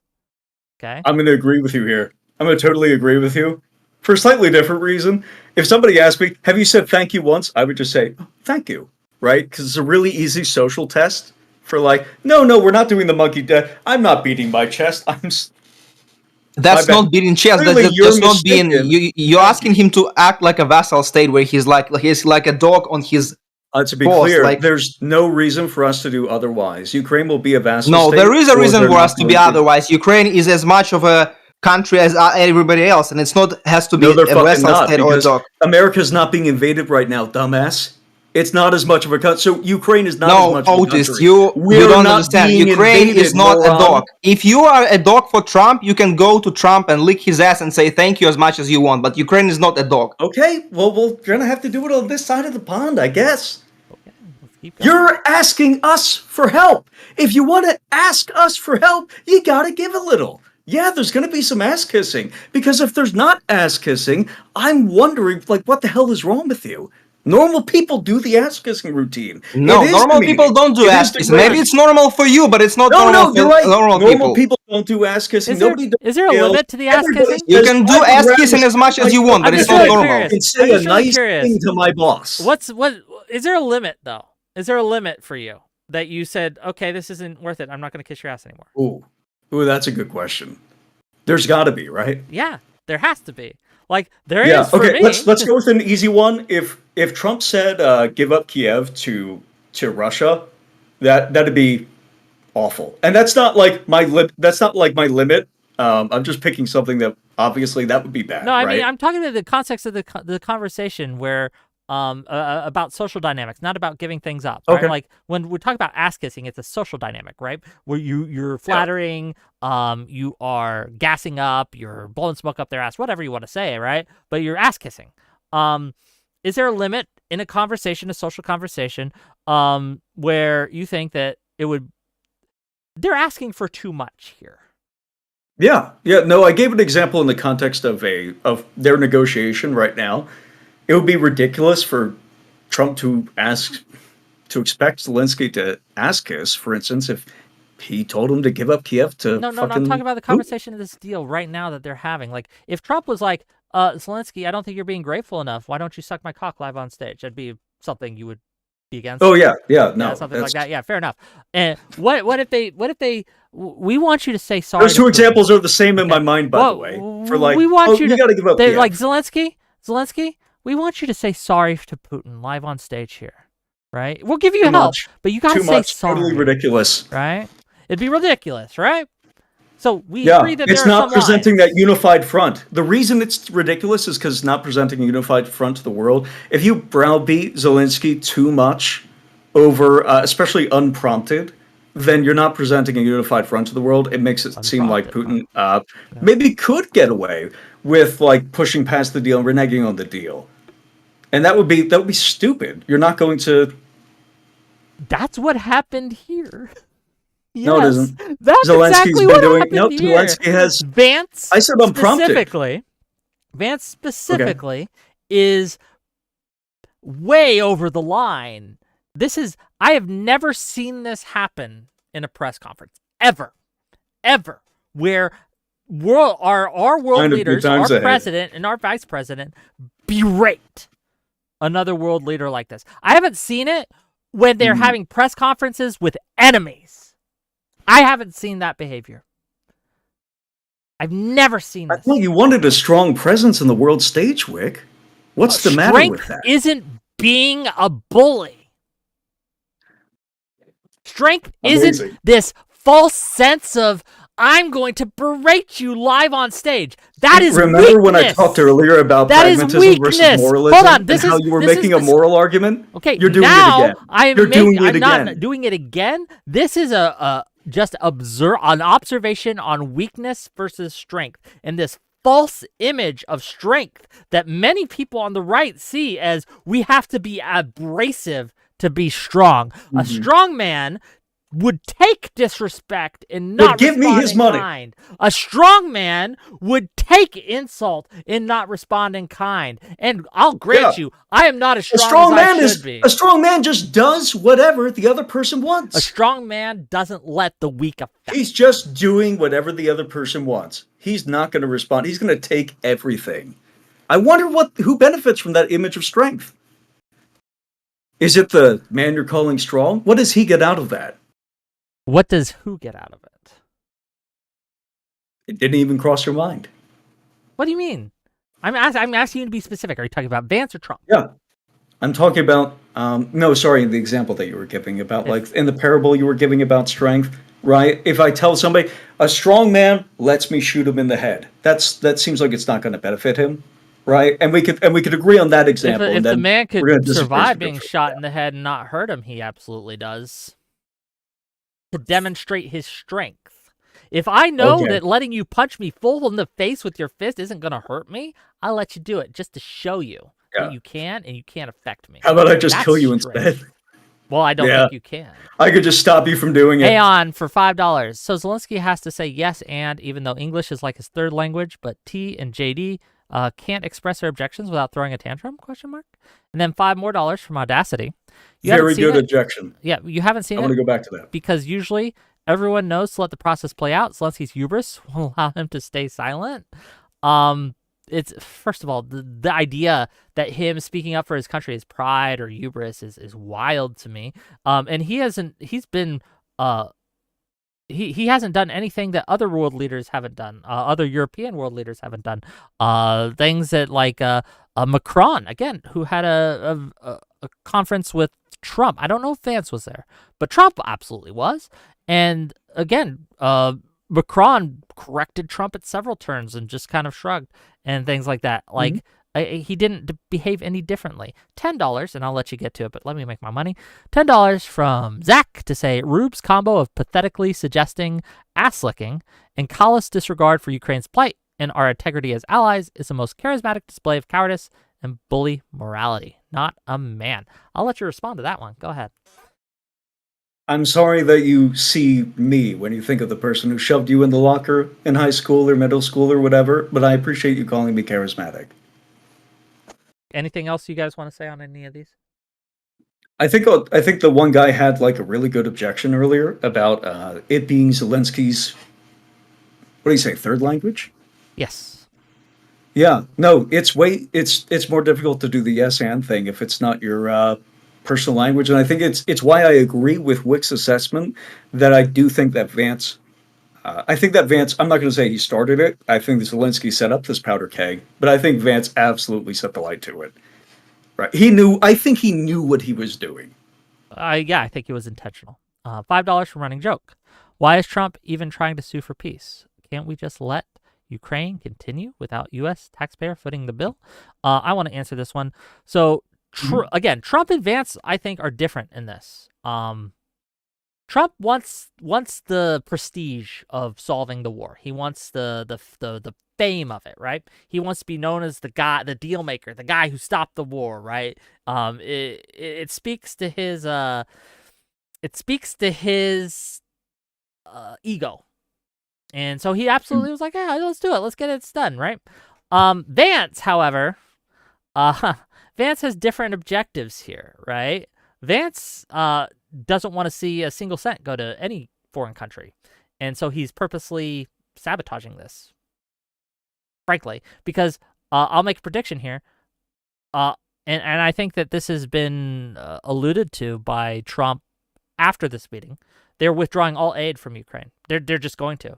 I don't think, and I don't think Zelenskyy can expect any assistance from the U.S. in this going forward. And I think that he needs to. I think he needs to concentrate on other allies. I think he needs to start talking to Europe and simply living in the reality that there's never going to be any more U.S. aid coming to Ukraine. They're just not while this president is in office. Now this does. But why do you think so? This, if I may finish, this does open up, and there has been some rumors that Zelenskyy is now talking to China and to Xi Jinping, because again, right, these are the consequences when you act like a bully, right, and you withdraw from the world. That void is going to be filled, and I don't know how likely it is that there will come to a serious deal between Xi Jinping and Zelenskyy, but it would definitely be in China's interest to pick up the ball that Trump dropped. But go ahead, Visigoth, respond, and let's keep going. Yeah, I'm just wondering, why do you think there's not going to be any more U.S. aid? I mean, there's not been a point that anybody made, like Trump even haven't said that there's not going to be aid. There have been comments made after, tweets, etc., by Trump and Trump's team that says he's considering withdrawing all aid. So I think that is a very real possibility. I don't think that he will do that, honestly. I think that's too crazy even for him. No, What's crazy about it? Well, I mean, abandoning our ally is pretty crazy here. Wait, who's our ally? Like, who? Sorry, what? Well, we are abandoning. Okay, well, Ukraine is not official an ally, but abandoning Ukraine is abandoning NATO allies, because Ukraine is what stands between NATO and being invaded and Russia. Okay, Ukraine is standing between that. So abandoning Ukraine is abandoning our allies. Open space on the chessboard here, but what country are you from? Ukraine. Okay. So it's not us abandoning our allies. It's we've pitched to a deal, rather generous one, and all Zelenskyy has without to do security guarantees, it's not going to be a long-lasting peace. That's why he denies it. What are you talking about? The securities? When we're talking about securities, Trump, I think there should be guardrails. There should be guardrails, and they should be outlined in the deal. What's going to happen if Russia breaks the deal? For example, let's say if Russia breaks the deal, Ukraine gets all the modern equipment and way more equipment and get very harsh sanctions on Russia. At least something like that. Not boots on the ground, but at least something like that. Some guardrails. What happens if Russia breaks peace? Weapons there. I'd rather just start bombing Russians at that point. Well, that's a good point. If you want to do that, that's going to be even better, but I don't think anybody's going to do that. No, I think that we have a great incentive to, because again, that would be different in some marginal sense from Iraq. Why couldn't Putin just say, well, no, actually, we'll just give you a better deal on the minerals. We come in, we'll take Ukraine, and we'll That'd be totally fucking stupid. I saw many totally fucking retarded statements like this today. Okay, why? Hey, why is that stupid? Why would Trump? If you are shelling my mine, they wouldn't shell your mine. They would say this beforehand, before they attack. They'd be like, hey, we're just going to come in and take Ukraine. We'll let your mines off the hook. We won't attack them. But don't stop us, so we can get 60-40, and we'll give you 60-40 instead of 50-50. 60, we're gonna... Russia, Putin will give you more than Ukraine is offering. Yeah, that's totally fucking retarded. Why is that retarded? No. Let's go through it step by step. No, step by step. Sure. Let's do it. Come on. Okay, so we have I'm mines in Putin. I Ukraine. want to invade Ukraine. The deal has been signed, right? Okay. You have assurances. The companies have set up shop in Ukraine. Putin calls up Trump, says, "Hey, I know we have this deal. Okay, I know we have this deal, but yeah, it's not working out for me. And I don't want to cause too much trouble, and I know I'm kind of breaking the deal, but I'll make it worth your while. I'll sweeten the deal. So I know you're getting this 50-50 deal from the Ukrainians. Hey, if we controlled that country, what have you got for me? We'd give you 60-40. 60-40? Yeah. Are you fucking joking? That war's going to disrupt our operations. Those minerals have to go back through Ukrainian territory as you're pushing in, and you're going to give me 60-40? Once we have control of the Black Sea, we'll set up a pathway. Once you have control, you haven't gotten control yet. Motherfucker, we just tossed in a pittance of artillery shells over there, and you haven't gotten shit for it. You've gotten your ass wiped. We've complained about Ukraine, this poor sad dog Ukraine, in the public sphere, I know. But you're telling me that you're going to disrupt the entirety of my mining operations, potentially for multiple years on end for a 60-40 split? And on top of that, what happens when the Ukrainians find out about this and they shell my mines? And now neither of us get it. Well, we'll be protecting you and withdraw your people. You're not protecting me from where? Infrastructure can be You're rebuilt. over the border, We're gonna dumbass. give you more. You can't protect me. The Ukrainian troops are But sitting here's what on happens. those mines because The that's same their arguments. leverage. You fucking idiot. The same Putin, arguments. you fucking idiot. They'll be like, fine, you want World War III? We can make it World War III. Putin has no problem How are with you going to run in before? Hold They're on. gonna be very Do you happy want with World War III or no? We're going to win. No, you won't. I know that you don't We'll make want sure you World War lose. III. We'll make sure you lose. You could, give all the empty threats you want, and then It's not cross into empty. my mind, see what happens. Okay. We'll do just that. Here's the thing. Trump doesn't stand up to Putin. Hey, Putin, Not why once. didn't you do it back in 2016 if you were so excited? Why did you wait until 2020?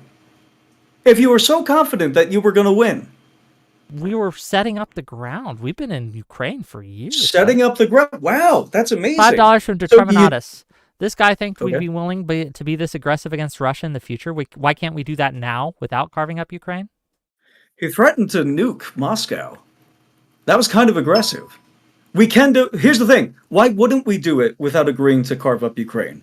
We want money. We need money. We deserve money. If we're giving money, we deserve some money back.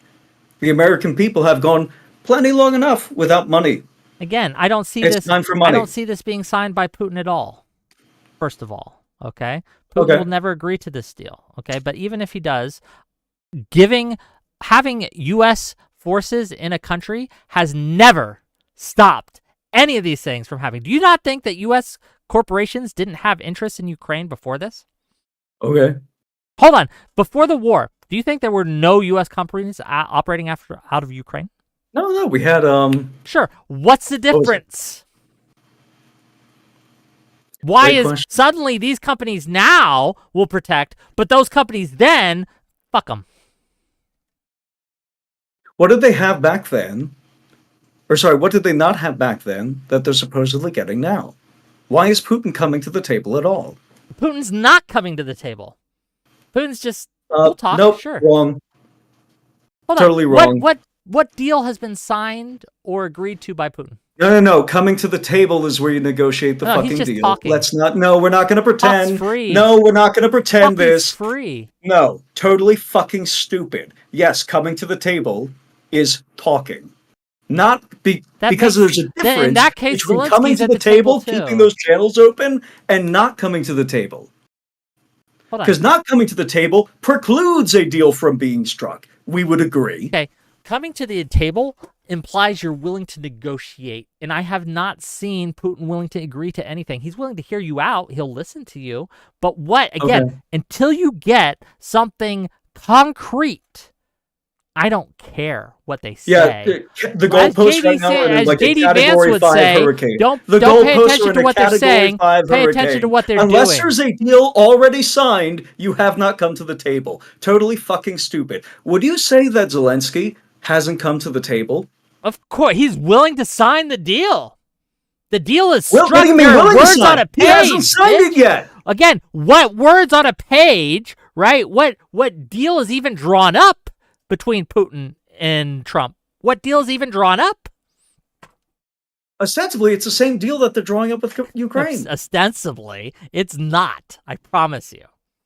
Okay, but there clearly, is what I'm telling you is there is hasn't no been deal. signed There's nothing by drawn up. Zelenskyy. There is nothing drawn up.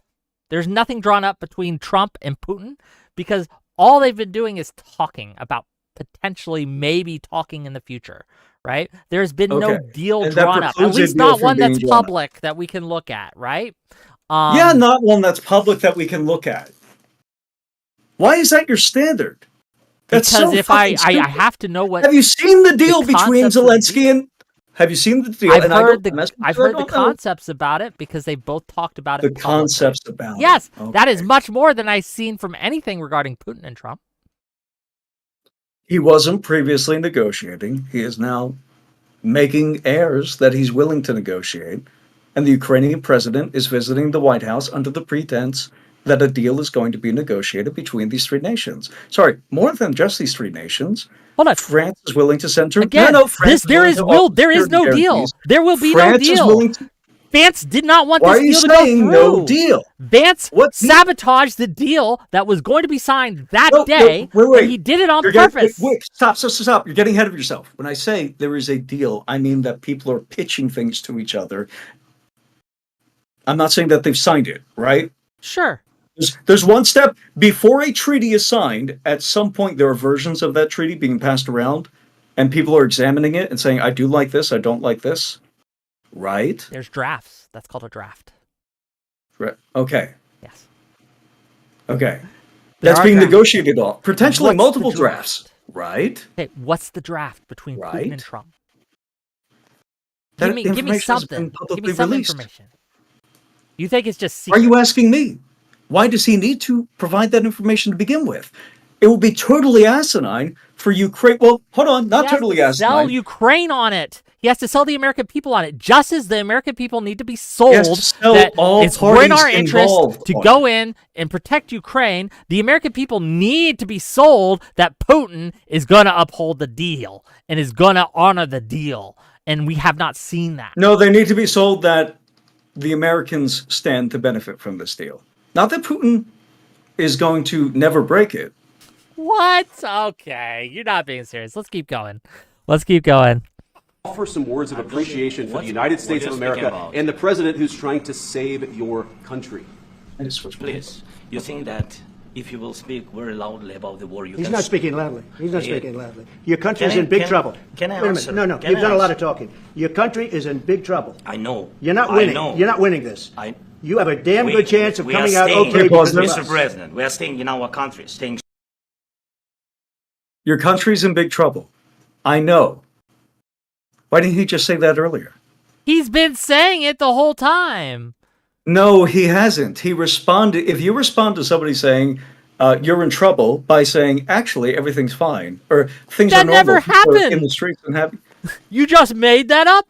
What he said was, what Trump, am I talking? Hold on, Sorry, I'll give you exactly what happened. Trump said that their country is destroyed. Zelenskyy interjected and said, it's not destroyed. We're still alive. We still have kids going to school, people going to work. There's a big difference between these two statements that you were saying what he said and what actually was said. And there's different connotations to this. Do you think that comes off no, there isn't at all. It absolutely if somebody says that your country is destroyed, it means we're in trouble, we need help versus we're destroyed. Functionally equivalent. It is not functionally equivalent. It is. Because it has the same purpose that I mentioned earlier. It is not. Where you're saying, hey, Ukraine is the underdog, they're suffering. Ukraine is the underdog, they're suffering. If I say Ukraine is destroyed, we're going to go help them out. Or if I say Ukraine is in trouble and we're going to go help them out, it's identical for the purposes of pitching to the American people that we're going to help Ukraine out. Let's keep going. It's just not. Strong from the very beginning of the war. We've been alone, and we are thankful. I said thanks you haven't in been this alone. cabinet, you and haven't not been only alone. in this cabinet. We gave you, through the stupid president, $350 billion. We gave you military equipment, and you men are brave, but they had to use our military. What about if you didn't have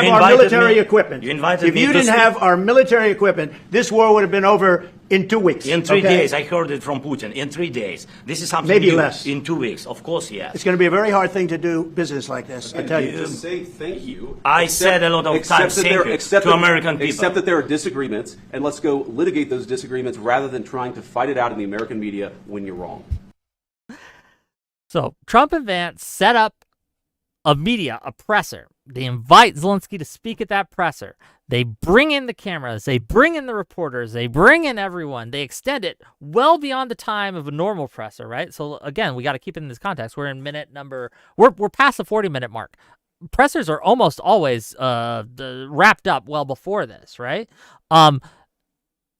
This idea that Zelenskyy is suddenly litigating this. The only reason they're talking about this now is because of Vance's comments, right? Because Vance decided to attack Zelenskyy, and then Zelenskyy defended himself. Trump interjected as well and got in on that, and they're both talking over him, shouting over him. And yes, Vance is responding, and he's fighting back, and you could argue, and I can understand this argument. I don't agree with it, but I understand the argument that he should have just shut up and took it. But that You've not been acting like this at all. Throughout the entire engagement, he's been acting like this.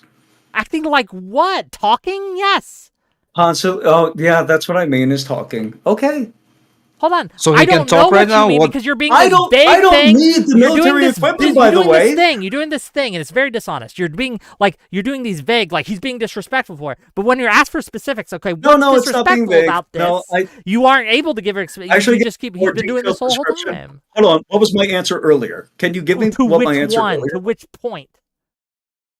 Well, apparently I was just vague the entire time. Okay.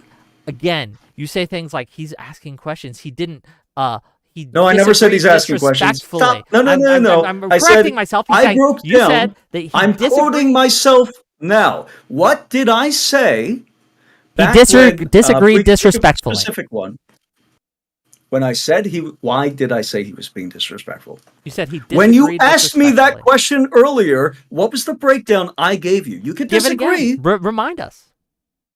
Okay, when Zelenskyy corrected Trump by saying that Ukraine is not Ukraine. We still have normalcy. We're not destroyed. We still have some sense of normalcy where there's people out and about. They're walking. They're shopping. There's places that are hit hard, but we're still out there. There's many places in Ukraine doing fine along those lines. Right? I'm not quoting him. I said that was disrespectful because he's not taking the opportunity to accept this layup that's been given to him to talk about the suffering that Russia has leveraged on their people, where you could say, these are the things, because you can follow it up with, by the way, there are still places in Ukraine that are doing okay, but we need to return Ukraine to that state of normalcy all over the place. Trump is going to help us do that. The yes-anding. If somebody offers you a layup, it is disrespectful not to accept that if you're trying to get hundreds of billions of dollars of military aid from them. Yes, that's not vague. You can disagree. That is exactly my argument earlier. I think that's Is that specific enough, or do you want me to drill down on anything else? It's a nonsense argument. It's a nonsense. It's nonsense. Okay. It's nonsense to say that because he decided to say that we're not destroyed. Well, at least it's no longer vague. Here's moving goalposts around. Is it moving the goalposts? It is. Yes, because you called it vague earlier. Let's keep going. We know you're wrong. But you see, I think it's good for the American people to see what's going on over here. I think it's very important. That's why I kept this going so long. You have to be thankful. You don't have the cards. Thankful. You're buried there. Your people are dying. You're again, running low on soldiers. Listen, you're running Mr. low on President. soldiers. It would be a damn good thing. Mr. And then you tell us, I don't want a ceasefire. I don't want a ceasefire. I want to go, and I want this. Look, if you could get a ceasefire right now, I tell you, you take it so the bullets stop flying and your men stop getting killed. Of course, we want to stop the war. But you're saying you don't want a ceasefire. But I said to you, I want a ceasefire. With guarantees. Because you'll get a ceasefire faster than an agreement. Ask our people about ceasefire. What they think. That wasn't it doesn't with matter me. for you what. That wasn't what with me. It that was with wasn't a guy named Biden, who was not a smart person. That was with Obama. President. It was your president. Excuse me. That was with Obama, who gave you sheets, and I gave you javelins. Yes. I gave you the javelins to take out all those tanks. Obama gave you sheets. In fact, the statement is Obama gave sheets and Trump gave javelins. You got to be more thankful. Because let me tell you, you don't have the cards. With us, you have the cards. But without us, you don't have any cards. One more question to Mr. Vice President. I'm sorry. Gonna be Look at the way he's looking for help from the reporters there. Like, please, somebody kill me. Crazy that they're still taking questions at this point. If I was a reporter in this, this is a bit of an aside. At this point, as a reporter, I'm sitting there like, "Ooh, this is juicy." Getting my Wouldn't you be popcorn having the out, time right? of your life? I would be that. Look, if this was on my show, that would have been. This is a point of on the WIC TV panel when something like this happens, where I get out my popcorn and I start counting the super chats because I know they're coming. Right? This is a point where, like, oh my God, we got what we wanted. This is why. And I said this before, I've hosted hundreds of conversations. I've seen hundreds of discussions. Right? I've done hundreds of panels, literally hundreds. Vance is acting exactly like a guy who was told behind the scenes, you need to make this motherfucker mad so we can get some content. That's exactly what Vance is acting like. Exactly. I know it when I see it, motherfucker, because I've done this hundreds of times. I know it exactly. I know exactly how that looks because I've seen it happen. I've made it happen. I've stirred the pot. That's a masterclass in how You've done this to me. You start the shit show, okay? And Vance absolutely started that shit show. But let's keep going. Wait, briefly. I want to ask you a question. Please. If you're a reporter in this room, how would you try to give Zelenskyy a layup? How would you build a bridge between these two if you were Well, like a first reporter? of all, if I'm a in this reporter, room? I don't build a bridge because this is good content, right? But looking as a human being, right? Because reporters aren't human and they're not people. But if I'm being like a decent person, I think that one of the things that I would ask either Zelenskyy or Trump is like, well, what do you? I would ask something that tried to bring back the commonalities, right? To bring back the commonalities, something that they both can agree on, and try to get this for. Let's see what the reporter actually asks, though. Let's see what they have to say. It's important to keep that focus, isn't it? Meg, because the attitudes have to change. What if Russia breaks ceasefire? What if Russia breaks peace talks? What do we do then? I understand that it's a heated conversation right What are you now. saying? She's asking, what if Russia breaks the ceasefire? What if anything? What if a bomb drops on your head right now? Okay? What if they broke it? I don't know. They broke it with Biden because Biden, they didn't respect him. They didn't respect Obama. They respect me. Let me tell you, Putin went through a hell of a lot with me. He went through a phony witch hunt where they used him and Russia. You ever hear of that deal? That was a phony Hunter Biden, Joe Biden scam. Hillary Clinton, Shifty Adam Schiff. It was a Democrat scam. And he had to go through that. And he did go through it. We didn't end up in a war. And he went through it. He was accused of all that stuff. He had nothing to do with it. It came out of Hunter Biden's bathroom. It came out of Hunter Biden's bedroom. It was disgusting. And then they said, oh, the laptop from hell was made by Russia. The 51 agents. The whole thing was a scam. And he had to put up with that. He was being accused of all that stuff. Poor Putin. So mistreated. This was the worst answer of the whole night to any question, right? This idea of like what the reporter was doing is actually good. Okay, the reporter was trying to get back to the point of the meeting and figure out, okay, I'll give Trump a chance to reassure Zelenskyy. Okay, I'll give Trump a chance, and this is just a guess, to be clear. I don't know what was going through her head, but this is my guess. Is like, okay, if I'm being best faith, I want to give Trump a chance to reassure Zelenskyy and maybe get this back on track. Okay, that's the best faith I can give.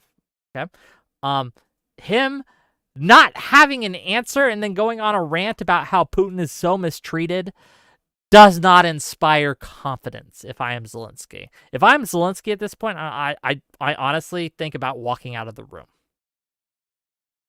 Mm-hmm. That's my thoughts. What do I you think it's very telling give... that you're worried about his emotional state right now. Because he's not the person who needs to be convinced. Of course he does. This deal doesn't happen unless he signs. He's not the person who holds the cards. Sorry, we've got the entire deck stacked up here. Zelenskyy has a card. He's got one card. Other options it's a very poor deck. US. Like this idea that this idea that Ukraine will lose without U.S. support is wrong. It's wrong. Agreed. It won't necessarily. It would be easier with U.S. support, absolutely. But I do think that they have a chance, even without U.S. support. It becomes less of a chance. Sure. But it really depends how the EU steps up and how If the other EU steps in, the patrons do. EU's GDP dwarfs Russia's, right? And we would probably be happy to stop spending so much money on Europe when they have their own defenses and they could come together for once and stop holding the U.S. basically financially hostage to involve themselves in every single conflict around the world. Would that not be beneficial to the U.S. to have a little bit less military spending in NATO and let some of the other members contribute more? Well, what do we lose for that would be the question. One of the reasons we're able What do to we lose for that? dictate- We lose a Hold little on. bit of leverage, One of the don't reasons we? that other countries call us before they do shit is because we do pay the bills. So they call us before they do shit. Okay? We Mhm. have immense amounts of influence in the Ukrainian Union. It may not be as much as you'd like, but they're on the phone with the president before they're making any major decisions, before they're making any major incursions, before they're doing anything, right? They are on the Mhm. phone with the president. That is absolutely true. When we stop being that financial benefactor, We that stop paying all the stops. bills. That stops. Okay. Did people let us know about things before we were the world's bank? Oh, before World War II, they kind of just did their own thing. Really? Yeah. Really? What'd that Nobody lead to, let by us the know way? about it. How'd that work out for the world? What happened? What did? Hold on.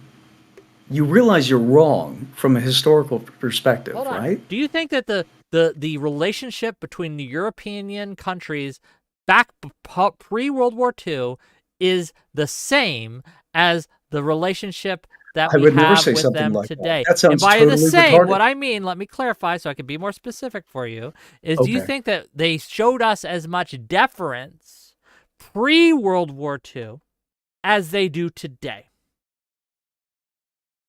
Did they show us as much deference? No.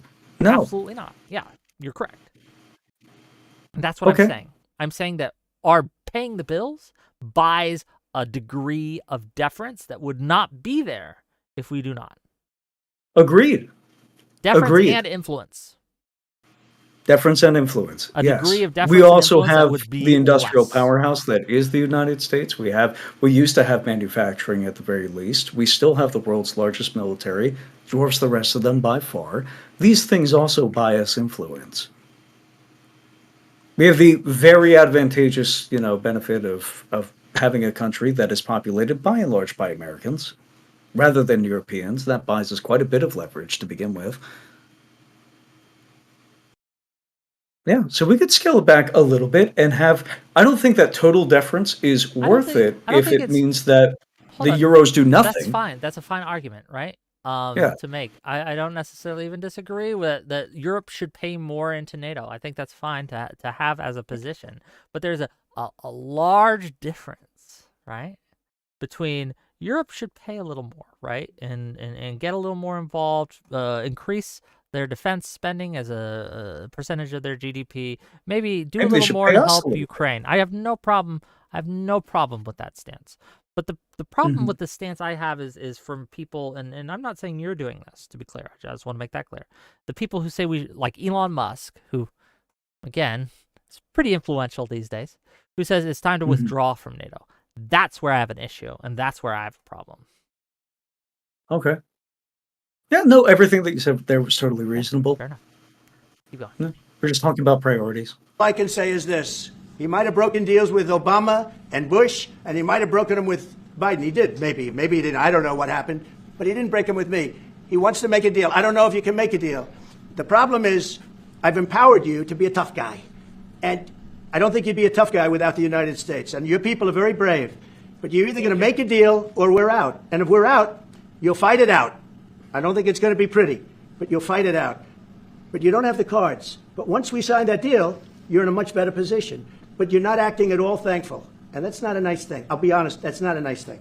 All right, I think we've seen enough. What do you think? Huh? This is going to be great television, I will say that. Okay. Gang, I want to give we're not going to end the show, but I have some rants. But I want to give Visigoth a last word. I want to give Rube a last word before I give you my final rants and we end the show. So don't go anywhere. We're not ending. I'm just ending this segment. I want to give the mic first to Rube, and then I'll give it to Visigoth for the last word. Rube, final thoughts. Yeah, so I think that this is a great display and why you just can't be autistic in these kinds of negotiations. Being right is not a shield for being gay. I wish it weren't so. All right?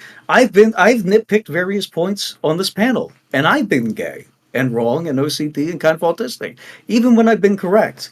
And it's not friendly, it's not conducive, and I sure wouldn't act with Wick like this on this panel if I really needed him to give me like $1 trillion in weapons. I would place him like I'm about to now. I think he set up a wonderful panel. I think Wick is well positioned to engage in a ceasefire between the autists and all the people who are, between the Ukraine first crowd and the America first crowd. I think that he's well positioned to do it. I think he's done a lot of work to make sure that we can come together and focus more on commonalities. I think I would like it a little bit more if a little bit more focus and a little bit more charity were given to the folks who need to have some common ground, and the we need to be joiners here. We need to present a united front against Putin. I don't think anybody would disagree that we need to present a united front against Putin, and we can't let the smallest country who needs the most help defect publicly on the world stage. It's not good. It's not going to work. And I'm sorry, I don't want anybody to feel demeaned. That's not my intention. I don't want anybody to feel like a vassal state. I think that we can make fantastic progress with Ukraine on the American economy and the Ukrainian economy. We can rebuild both of us at once, and it would be wonderful. We just need to, in front of the world stage, we need to present that united front so that Putin knows that he's not going to get away with shit. Well, that's what we got to do. Thank you so much for hosting this panel, Wick. Okay, well, thank you for being here, gang. You can check out him at Gelatinous Rube on YouTube. I will add his description, You would find me in the Ukrainian trenches. I'll be on the front lines. Oh, I didn't kick him, by the way. Oh. That wasn't me. Okay, Visigoth, give your thoughts. Well, my thoughts are, I don't know where to start here. I was not too connected into your conversation. I'm sorry. It was pretty hard to follow for me. But yeah, I don't know. I think people who think that Zelensky stepped out of line in this conversation, it's treat Ukraine like a vassal state, which is wrong completely. And they have this kind of mentality where it's like Trump is like a god emperor, and like how dare Zelensky argue with him. So I totally disprove that. I totally don't agree with that point. And I just wanted to say also on the point of security guarantees. I think security guarantees is not always boots on the ground, but Ukraine, we need to have, as I said before, some guardrails. Like what's gonna happen if Russia breaks the deal? And it's very alarming, as I said a couple times, that Trump doesn't see it even as a possibility. He is very light about it. He doesn't even think about this, which is very bad, because we really need to think about that. And I think, like, in my mind, for example, as I said, we can do things like, for example, if Russia breaks the deal, we have all the modern equipment, not that old equipment that we're sending right now, but all the newest equipment sent into Ukraine and double the equipment, for example, and also more sanctions. And harsher sanctions, because sanctions right now, they're been good that they are in place, but they're not as harsh as they could have been, and we could make them even harsher if Russia invades again.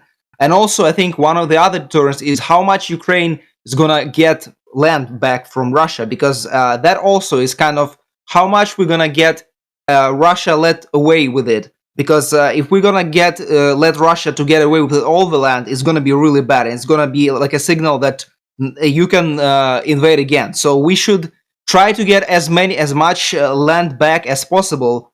And for that, I think leverage should not be applied to Ukraine. The leverage should be applied to Russia.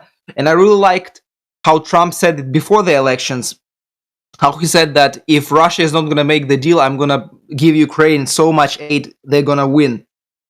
That should be the mood.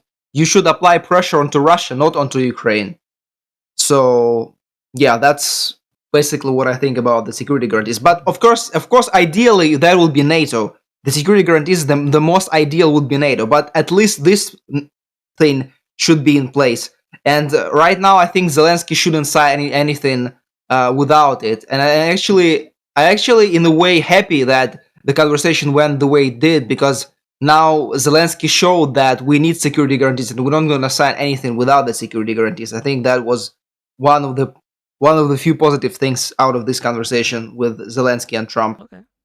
No, thanks for being here, gang. I have a link to his YouTube channel in my description. You can go down there, and under the guest section, you can click on that link, and you can subscribe to his channel.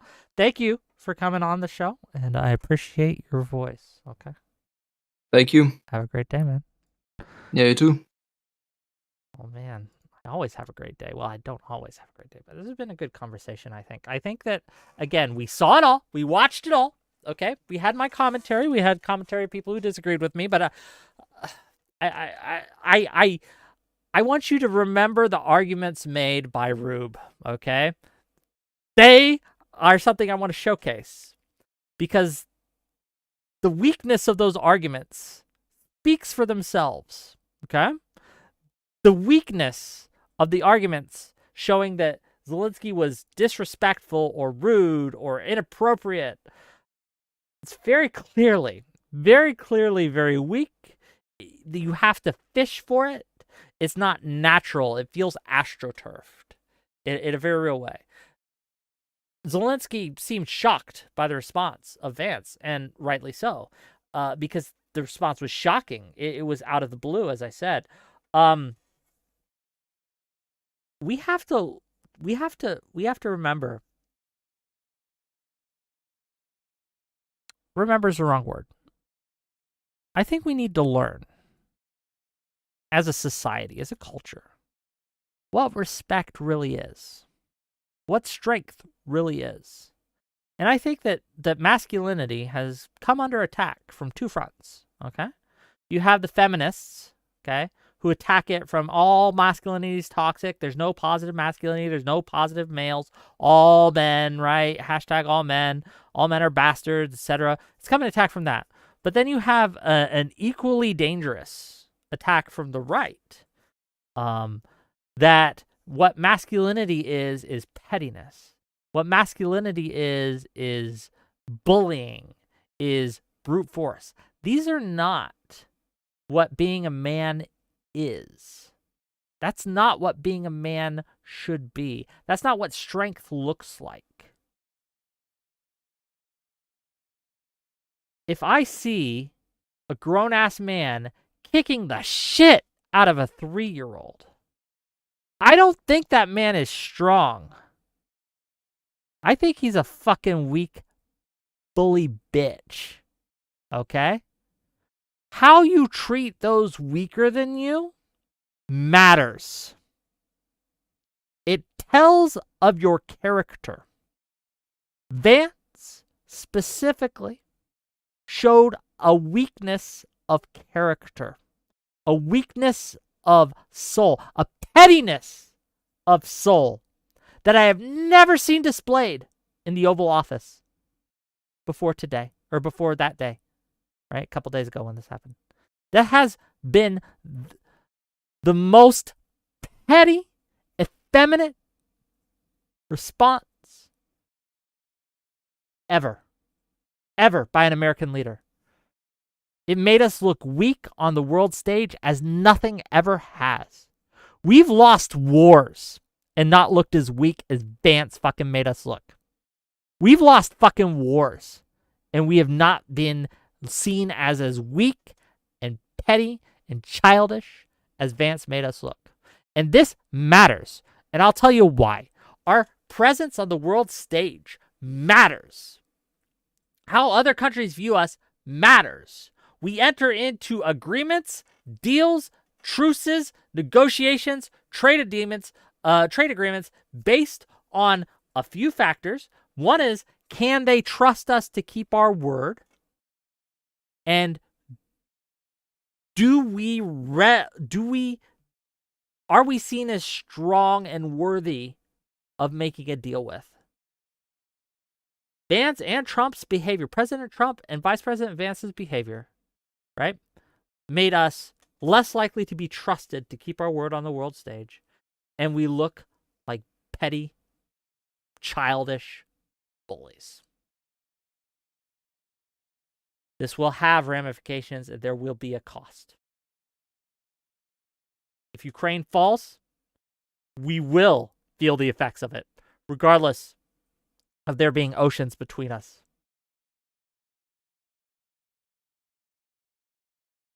Let me read what do we get from Super Chat from $10. Gelatinous Rube. Wick DNB just now. The chat has been empowered to be tough guys so far, but it's not going to continue without Super Chats. We're going to have good Super Chats, so we're not going to have a chat.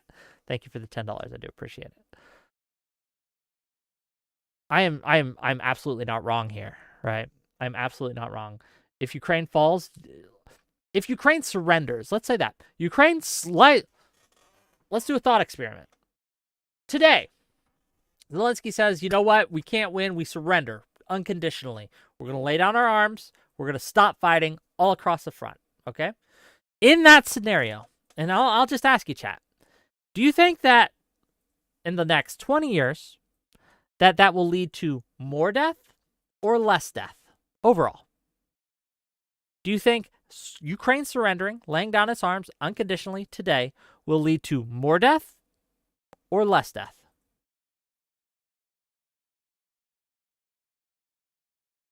Do you think that will lead to lasting peace, or it will simply lead to more war in the future? I'm gonna make the argument today that it will lead to both more death and more war. If Putin is successful in his takeover and invasion of another country, what it will do is it will show the strong men of the world that are looking on in Iran, in China, in India, in all across the globe, right? That this works, that you can just simply take another country over, right? That you can't be stopped, right? Even with aid, even with promises of aid, no one will save you. The wars and rumors of wars across the globe will explode, right? Countries such that have denuclearized will start to nuclearize because fuck that shit, right? Japan remilitarizes. Germany, well, Germany's already remilitarizing, but you see countries that have relied on the Pax kind of global hegemony suddenly start to arm themselves to the teeth. Tensions rise across the globe. Death on a scale we have not seen in generations begins. Because I don't think you understand, even with the wars, the Korean War, the Cold War, Vietnam War, etc., right? Afghanistan, Iraq, even with all those conflicts, we have lived in the last 70 years, we have lived in the most peaceful time in human history to ever exist, right? There has been more prosperity, more wealth, more health globally across the world than any time in human history, right? The post-World War II period with American hegemony across the globe has been a win for humanity, frankly. We beat communism, right? We beat poverty in many cases, right? We have enriched not only ourselves, but the West as a whole, and almost every other country has benefited from this to a huge degree. On scientific advances have been enabled and allowed under this system. This has been great for us. And I worry, I do worry that Ukraine falling signals the end of that. It does. It absolutely will. We don't come back from that. We lose our place as a world power. And it's going to be worse for the world. It's going to be worse overall. Oh, boy.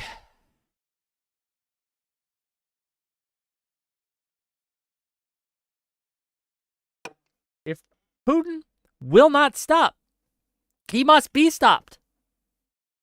People don't understand that. There is the only peace you get with Putin is when he is stopped. He will not honor any agreement. If Trump thinks he will, he's a fucking fool. Putin has broken agreement after agreement over and over. He does not keep his word. He cannot be trusted. Do not trust that man. I don't understand why so many people think there will be peace with any kind of deal like this. It won't. Unless there's real teeth, right? Unless there's real teeth to any agreement, Putin will break it. First chance he gets.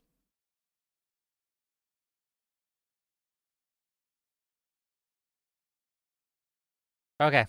Gang, what we got coming up this week? Because we got some great stuff coming up this week. Tomorrow, I'm hoping I'm going to be talking to Daniela from Culturama, which is a right-wing show, but she's one of my favorite right-wing hosts, okay? Let's be clear. She's great. She's been on my show a couple times. We're going to be talking about the Epstein file debacle, okay? You guys see that shit? Like, a lot happened while I was gone. The Epstein file debacle, right? Where they, Pam Holder, whatever the fuck her name is like, I have it on my desk, and you're gonna be astounded by what's all is revealed about this file on my desk. And they hand out these binders to influencers, to social media influencers who wave the rape book, right in the air and say, look, we got the rape book. This is all the kiddly diddlers. And they take a photo op with all the kitty diddlers. And the book is just a nothing burger. It's just information we already had. In fact, it's more redacted than public information that is out there already. It was a wild thing, okay? It made everyone look stupid. And then the Republicans, the House Republicans, they rickrolled people about this. Did you guys hear this? They made a tweet, right, saying, here's a link to the Epstein files of revealing all the pedophiles or whatever. And the link was a rickroll. Never gonna give you up, never gonna let you down, never gonna come around and hurt you, or whatever the fuck that goes like, right?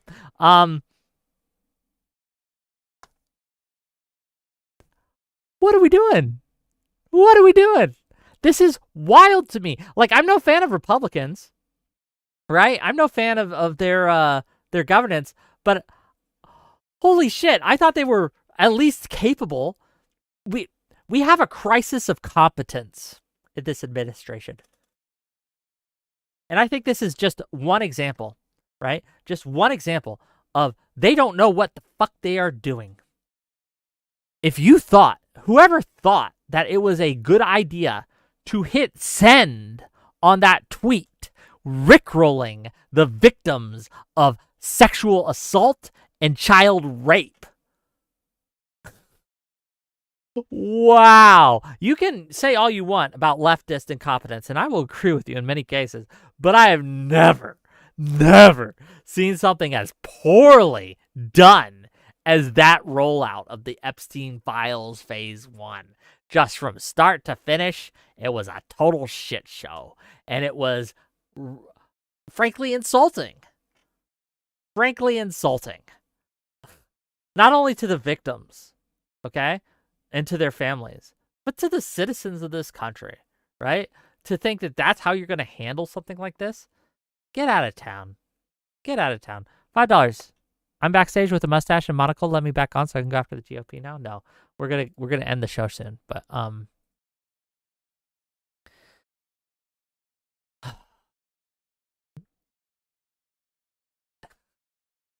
don't understand, right? Like that